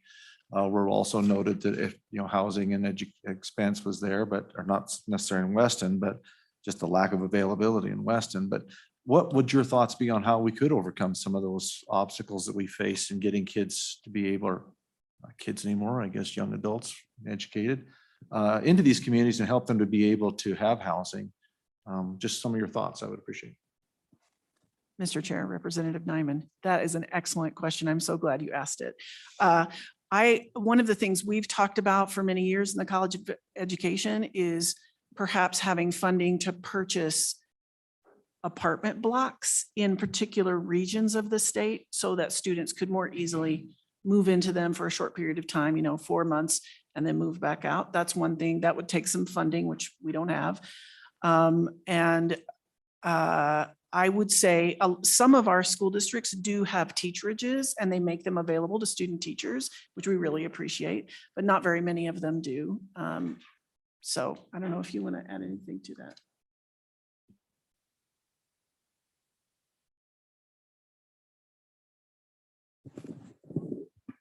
Thank you, Mr. Chairman. I wonder if you've explored in those communities that have community colleges using the dormitories as lodging for some of these students.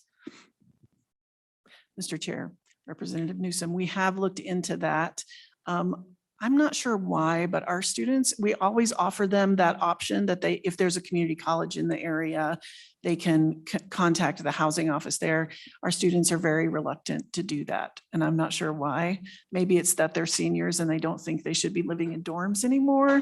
I don't know. Or maybe they've been living in an apartment and so now it seems like they don't want to live in a dorm. I know if it were me, I would take it up. I think it would be especially helpful in places like Park County where our housing prices are astronomical. And that if the students could stay in Powell and maybe commute into Cody or do their student teaching in Powell, that would make it more affordable for them. Yeah. Mr. Chairman, may I just follow up on a couple of these points? The logistics of living, in name your area around the state while maintaining a residence in Laramie is probably the single most challenging aspect of this. We're exploring, college has been actively exploring this for the better part of a decade.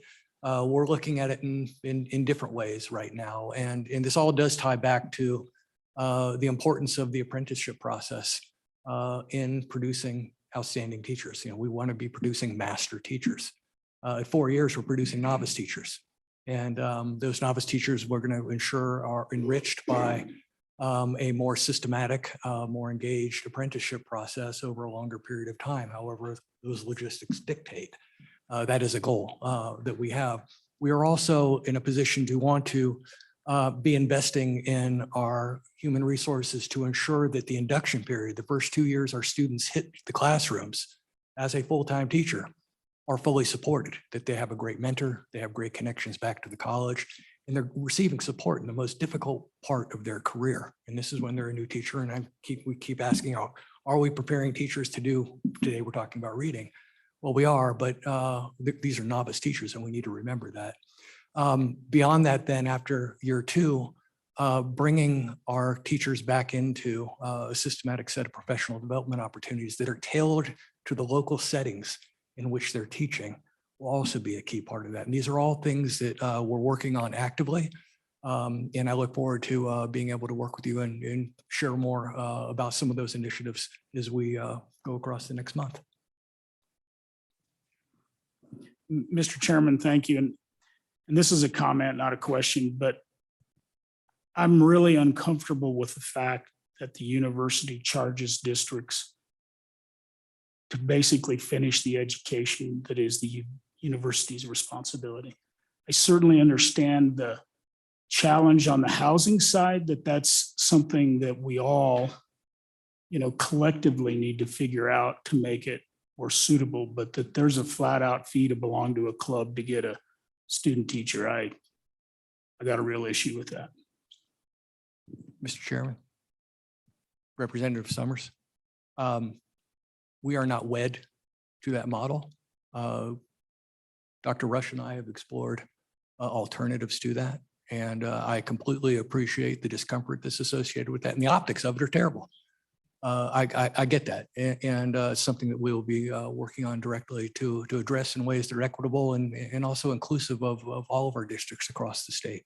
So I appreciate the comment. Representative. Thank you, Mr. Chairman. And just to turn the clock back quite a few years, when I was teaching and had student teachers, I actually got college credit. I mean, I got vouchers for college credit. That's how I got my master's degree is using those credits to get me through my master's degree. So that was a good program, and it really does encourage teachers to accept those students. It is extra work.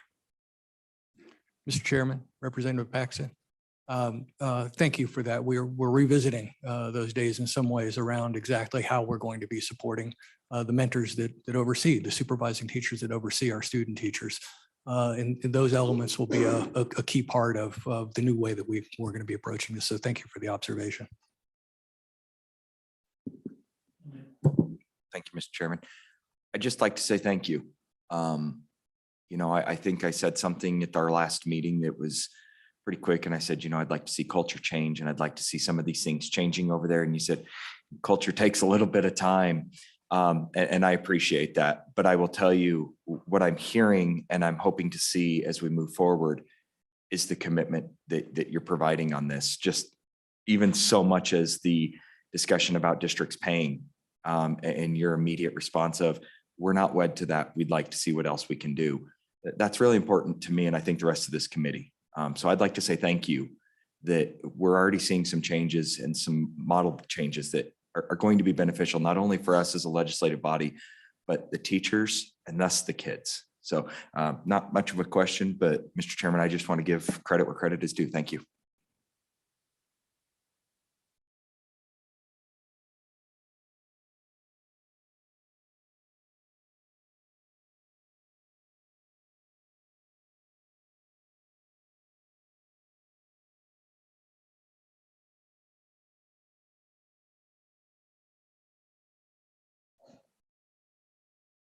one there, two.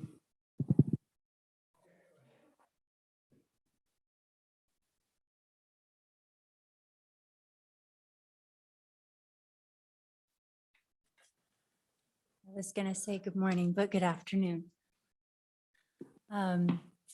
Chairman and members of the committee, my name is Dondi Tondro Smith, and I have a daughter in 5th grade with dyslexia.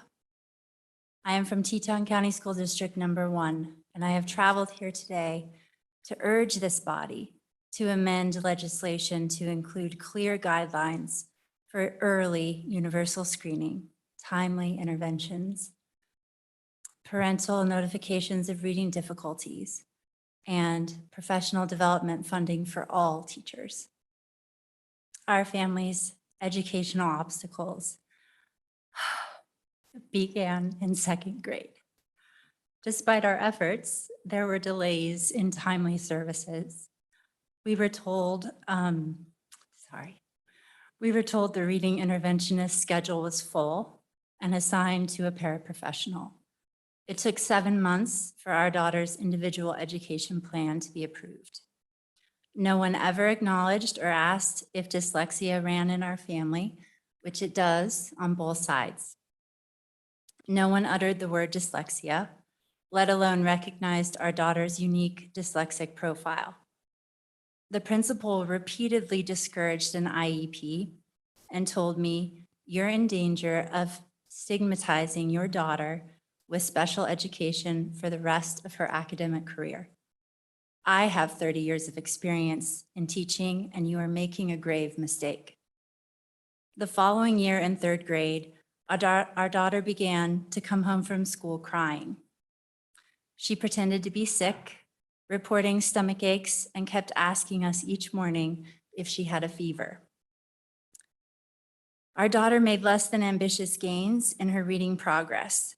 We discovered her SPED teacher had limited training in the chosen intervention. Additional SPED students were added to our daughter's one-on-one interventions. I later learned that this specific program recommends 2 years of supervised experience before a SPED teacher attempts to teach multiple students in a group setting. Her classroom teacher's last professional development in reading intervention occurred 8 years before she became a member of the class. These teachers were not prepared, and we lost faith. We found a private tutor and began homeschooling.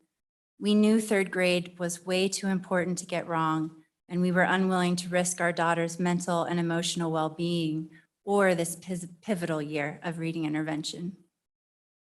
Today, I want to fully convey the gravity and familial hardships that occur when students encounter schools, teachers, administrators that don't have the tools and training to properly remediate students with this common learning difference, dyslexia. As a mother and a wife to 2 dyslexics, I can assure you dyslexia is easy to spot if you know where and how to look. Based on my husband's traumatic school experiences 40 years ago, I vowed our daughter would not internalize her learning difference as a deficiency. I would like to again emphasize the importance of amended legislation that holds school districts across the state accountable to the rights of every student and help our state get on the same educational page. There must be greater checks and balances that provide educational equity, especially to parents who trust schools and teachers to know what to do and when and how to intervene. In the words of our district's strategic plan, Success 2022, by 2022, every 3rd grader will be a proficient reader and mathematician. Every 8th grader will be a proficient writer, and every graduate will be life ready.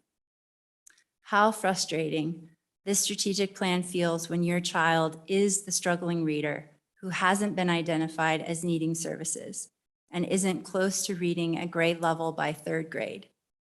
We must go back to the data that demonstrates how 3rd grade reading scores are mirrored in 10th grade. Students do not catch up.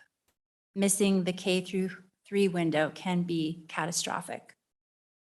My central reason for traveling here today is to shine a bright light on the need for teacher readiness, scientifically based curriculum, and early universal screening for reading difficulties.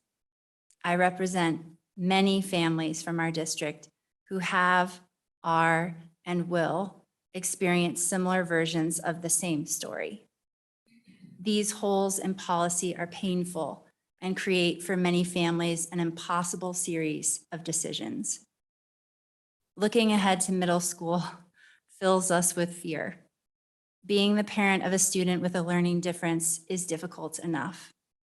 Let us alleviate the added stresses of policy that's not specific enough and encourage our teachers and administrators to identify struggling readers as early as possible. I implore you to amend the legislation to ensure the needs of students and families throughout the state of Wyoming are protected, as the legislation has required since 2012. Thank you very much for your time this afternoon. I really appreciate it.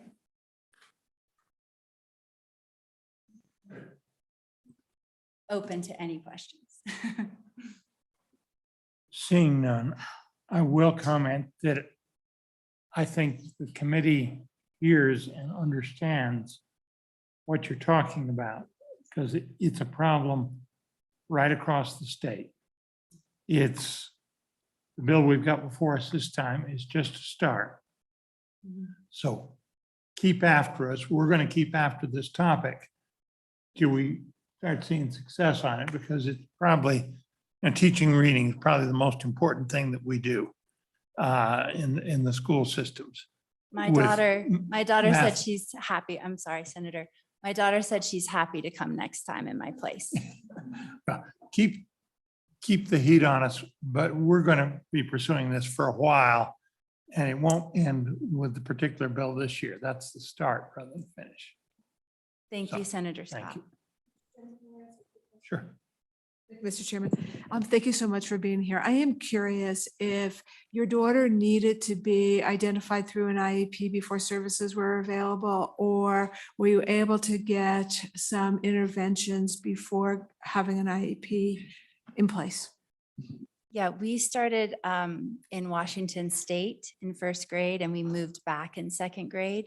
So luckily, a teacher in Washington said, if you're moving, the first thing you do is get her identified before you go into the school system. So she already had a psychological evaluation when we returned and enrolled her. So we were preemptively trying to, on the advice of another Teton County School District teacher, to try to come with our psychological eval in hand so that we wasted no time. And then we were met with resistance. Thank you, Mr. Chairman, and thank you. We're trying to figure out how to get kids with an individualized reading plan and not needing an IEP, for example. So thank you for that. Right.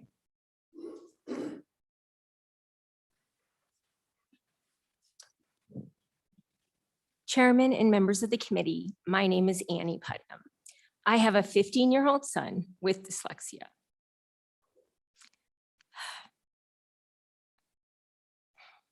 I've lived in Teton County for 26 years. I wanted to speak to you today because for the last 8 years, I have fought for my son to receive the help he desperately needed. His story is familiar. Dozens of letters will be presented to this committee from other families, and at every step, I felt unheard, dismissed, and even misled. Our story is different though, because it started with my son never being screened or identified and concluded with a 2-year-long legal battle. My husband and I endured a 2-week-long administrative hearing, and Teton County spent hundreds of thousands of dollars on out-of-state lawyers to fight us. We're a family who only requested effective reading services for our dyslexic son. Teton County School District's stated mission is to ensure all students have the foundation for success and are challenged to reach their full potential. So I am here today to urge you to please hold every school district and the Department of Ed accountable through the proposed amended legislation, because every student deserves this. I understand new methodology is expensive. I know screening is time consuming. And teacher training comes with at a significant price. But unless this committee explicitly directs school districts and the Department of Ed to truly help not only kids with dyslexia, but all students learn to read, you'll be throwing good money after bad. Look at states like Mississippi, which have invested millions to help all students by adopting a phonics-based reading program and have seen real progress. And take warnings from states like North Carolina, who have wasted millions and many years on ineffective programs that have failed to improve reading scores. And it is notable that North Carolina used the very same program currently being used in Teton County. So I ask you to please enact this meaningful legislation, not only because it recognizes the importance of early intervention, but it gives our teachers the valuable tools and training they need, but also hold school districts and the Department of Ed accountable for spending the people of Wyoming's money wisely and showing us the great progress that can be achieved for all students in this state. Thank you.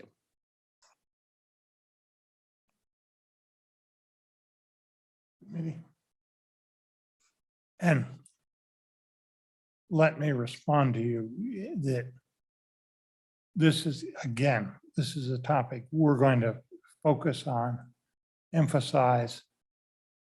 The legislature 20 plus years ago asked the school districts to identify the kids that are not learning how to read, put them on an individualized plan, get solved.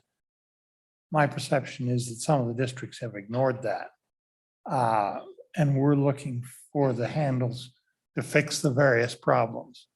You know, we don't want to get into a fancy blame game kind of thing. We want to see what the problems really are and what tools we can use to fix it. And again, this bill is just the first step down that road. Okay, thank you very much. Anybody else? Anybody else? Okay, committee, we're gonna Mr. take. Chairman, before you continue, I do believe we have one person online Oh, okay. that would like to testify on this point. I Okay. believe that is Mr. Kraft, and he's from Sheridan too. Okay, go ahead. Let's do that. Hello, Mr. Chairman. Can you hear me? Yes. Go ahead. Thank you, Mr. Chairman, JEC members. My name is Mitch Kraft. I serve as Assistant Superintendent for Curriculum and Assessment for Sheridan County School District Number 2. I want to tell you that we greatly appreciate this committee's focus on improving education and on holding school districts accountable. We believe that is an appropriate focus, and we always want to do the best work for ensuring that our students learn. We are certainly not opposed to accountability. That said, we are opposed to this proposal that you're entertaining today for a simple reason. It has the clear potential to rule out the evidence-based intervention and assessment systems that have served our students and our community so well for over 2 decades. I'll pause to mention that Sheridan, in terms of demographics, Senator Ross brought this up earlier, 30% of our students qualify for free and reduced lunch K through 12. That level is higher in our elementary schools. 3 of our 5 elementary schools are Title I, 2 of those being school-wide.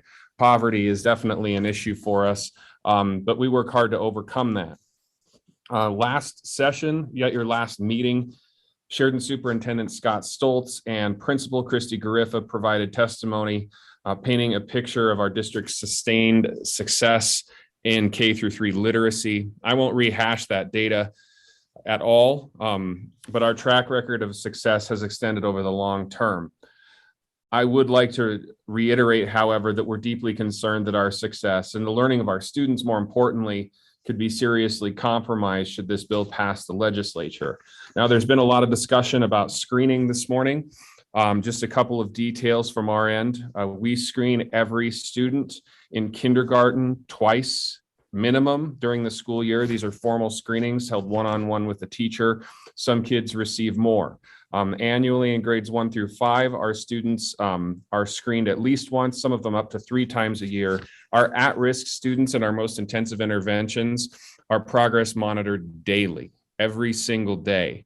And I will also echo what was shared by Mr. Hutchinson from the WEA earlier, that which screener school or district chooses matters less than the quality of the teacher and the school administering it. That said, I'd like to pivot and talk about intervention. Sheridan District 2 uses an intervention framework called reading recovery, along with its cousin literacy lessons. Reading recovery is one of the most thoroughly researched and studied intervention models around. Sheridan has been a reading recovery district for over 20 years, and we're one of the state's leaders in ensuring that students learn to read. We definitely credit reading recovery as one of the primary reasons that our students learn at high levels. There's no reason for us to believe, frankly, that reading recovery will be among the interventions selected should this bill pass. If we're going to identify 3, we're deeply concerned that it will in fact not be selected. We certainly can and will, if necessary, present a lineup of parents whose children have learned to read over the decades because of reading recovery. And we can also bring teachers who have made this magic happen in our district. And I will be right there in line. As my daughter was a reading recovery student when she was in 1st grade. When she experienced reading difficulties as she entered 1st grade, the intervention worked wonders. She was screened at the very beginning of 1st grade, identified immediately, placed in an intervention 30 minutes a day with a teacher across 20 weeks. While her reading difficulties were very real, it worked. She went on to perform highly in later grades in junior high and high school. She was an A student in her English classes in high school, and we can trace that success back to that intervention. When she graduated from high school 2 years ago, I asked her, who was the best teacher that you had in all the grades, K through 12, all of them? She quickly named Mrs. Eberhardt, her reading recovery teachers from 11 years prior. And not only did she overcome reading difficulties because of the intervention, but she also connected with a teacher who truly made a difference for her as a human. There are literally hundreds, if not thousands, of students with similar stories to my daughter who attended Sheridan schools, struggled with reading difficulties, and overcame them thanks to reading recovery. Now, regarding your bill, I would like to offer a constructive suggestion. Please consider building the proposed approach into the school accountability model. Should schools, including ours in Sheridan, demonstrate a pattern of low performance over time, as measured by your accountability model, the WAEA, this proposal is exactly the kind of thing that would make sense. The problem is that the bill is written as if it's addressing a major problem shared by all 48 Wyoming school districts. But a number of districts and many schools in your state are actually demonstrating success in ensuring that students overcome reading difficulties. Perhaps the focus should be narrowed, tied to the accountability model. If schools or districts, again, including mine, fail to meet expectations, by all means, please demand that we choose from the WDE's menu or the menu that's established with the 3 interventions. But if schools are demonstrating a pattern of long-term success, it makes sense to allow those schools to continue achieving at high levels. We understand very clearly that parents around Wyoming are frustrated when their child's reading difficulties go unnoticed or unaddressed. It's not okay. It's not okay, and parents should be frustrated. We also clearly understand that the legislature has expressed frustration over the return on investment in education, specifically in early literacy. And in Wyoming and in everywhere, excellence should not be optional. It really shouldn't. It certainly isn't an option among the educators working to teach our young readers in my school district. They hold themselves accountable higher than any organization could ever expect. Again, in Sheridan 2, we oppose any effort to standardize curriculum, intervention, assessment across all Wyoming districts. This is the kind of thing they do in Florida, Texas, New York, California, in a number of districts across your state. I heard this earlier, it just ain't broke. So let's not fix it. where things are working. In districts that have demonstrated sustained high levels of student learning, children are learning to read, even those who struggle. Please recognize high levels of learning and focus legislative efforts on addressing improvement where it's needed, the accountability model. I'm happy to continue this conversation with any of you, connect you with Sheridan educators who are doing the real work of helping struggling readers. I'm happy to bring some of our teachers to you. And you're formally invited to visit our schools to see firsthand why taking the unprecedented step of dictating intervention and assessment systems statewide just does not make Wyoming sense. Thank you. I'm happy to answer any questions, Mr. Chairman.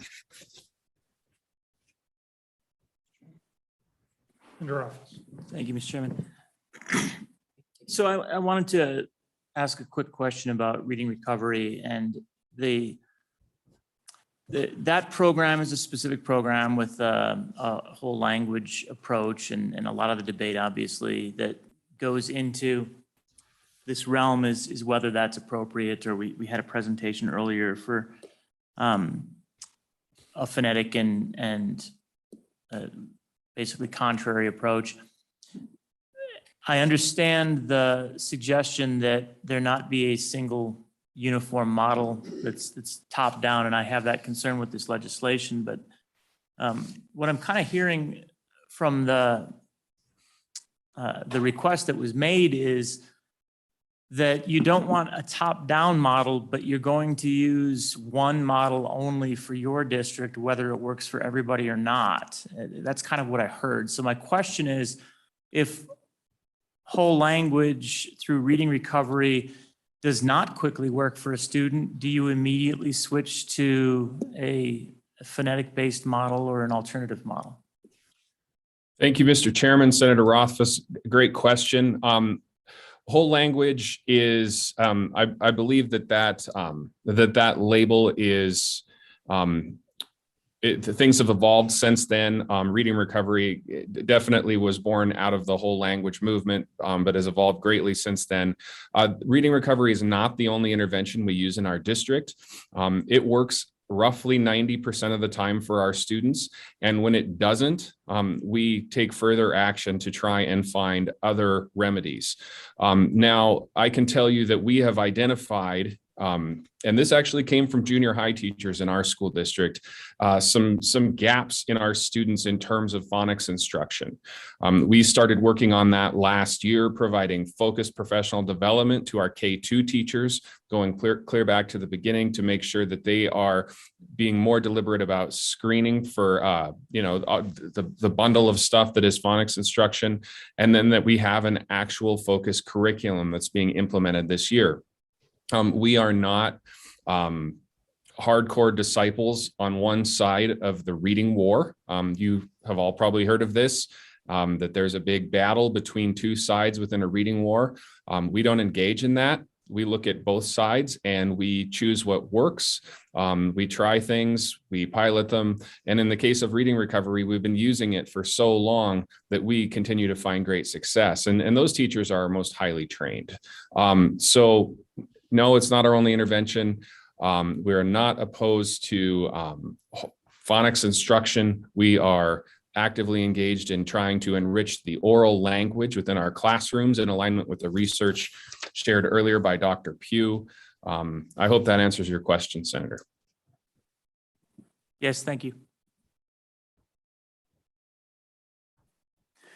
Thank you, Mr. Chairman. Thank you, Mitch, for your testimony.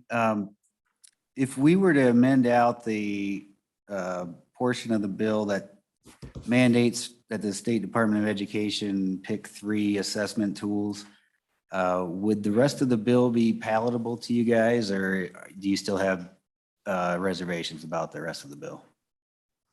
Mr. Chairman, Senator Beitman, thank you for your question. I think we have reservations about 3 elements of the bill. One being what you just mentioned, the 3 intervention systems. Also have reservations about limiting the screeners to 3. And then there's some language specifically directing how we use professional development funds. We do spend extensive professional development resources, including money and time, on literacy. We invest in that heavily, but dictating exactly how that money flows, we believe doesn't necessarily make sense when each district is facing unique challenges across the state.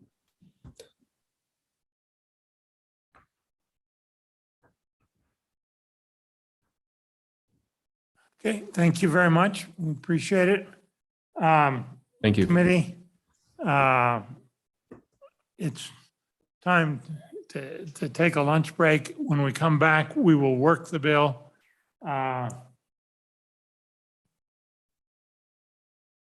It's 12:40. As a practical matter, 2 o'clock to come back.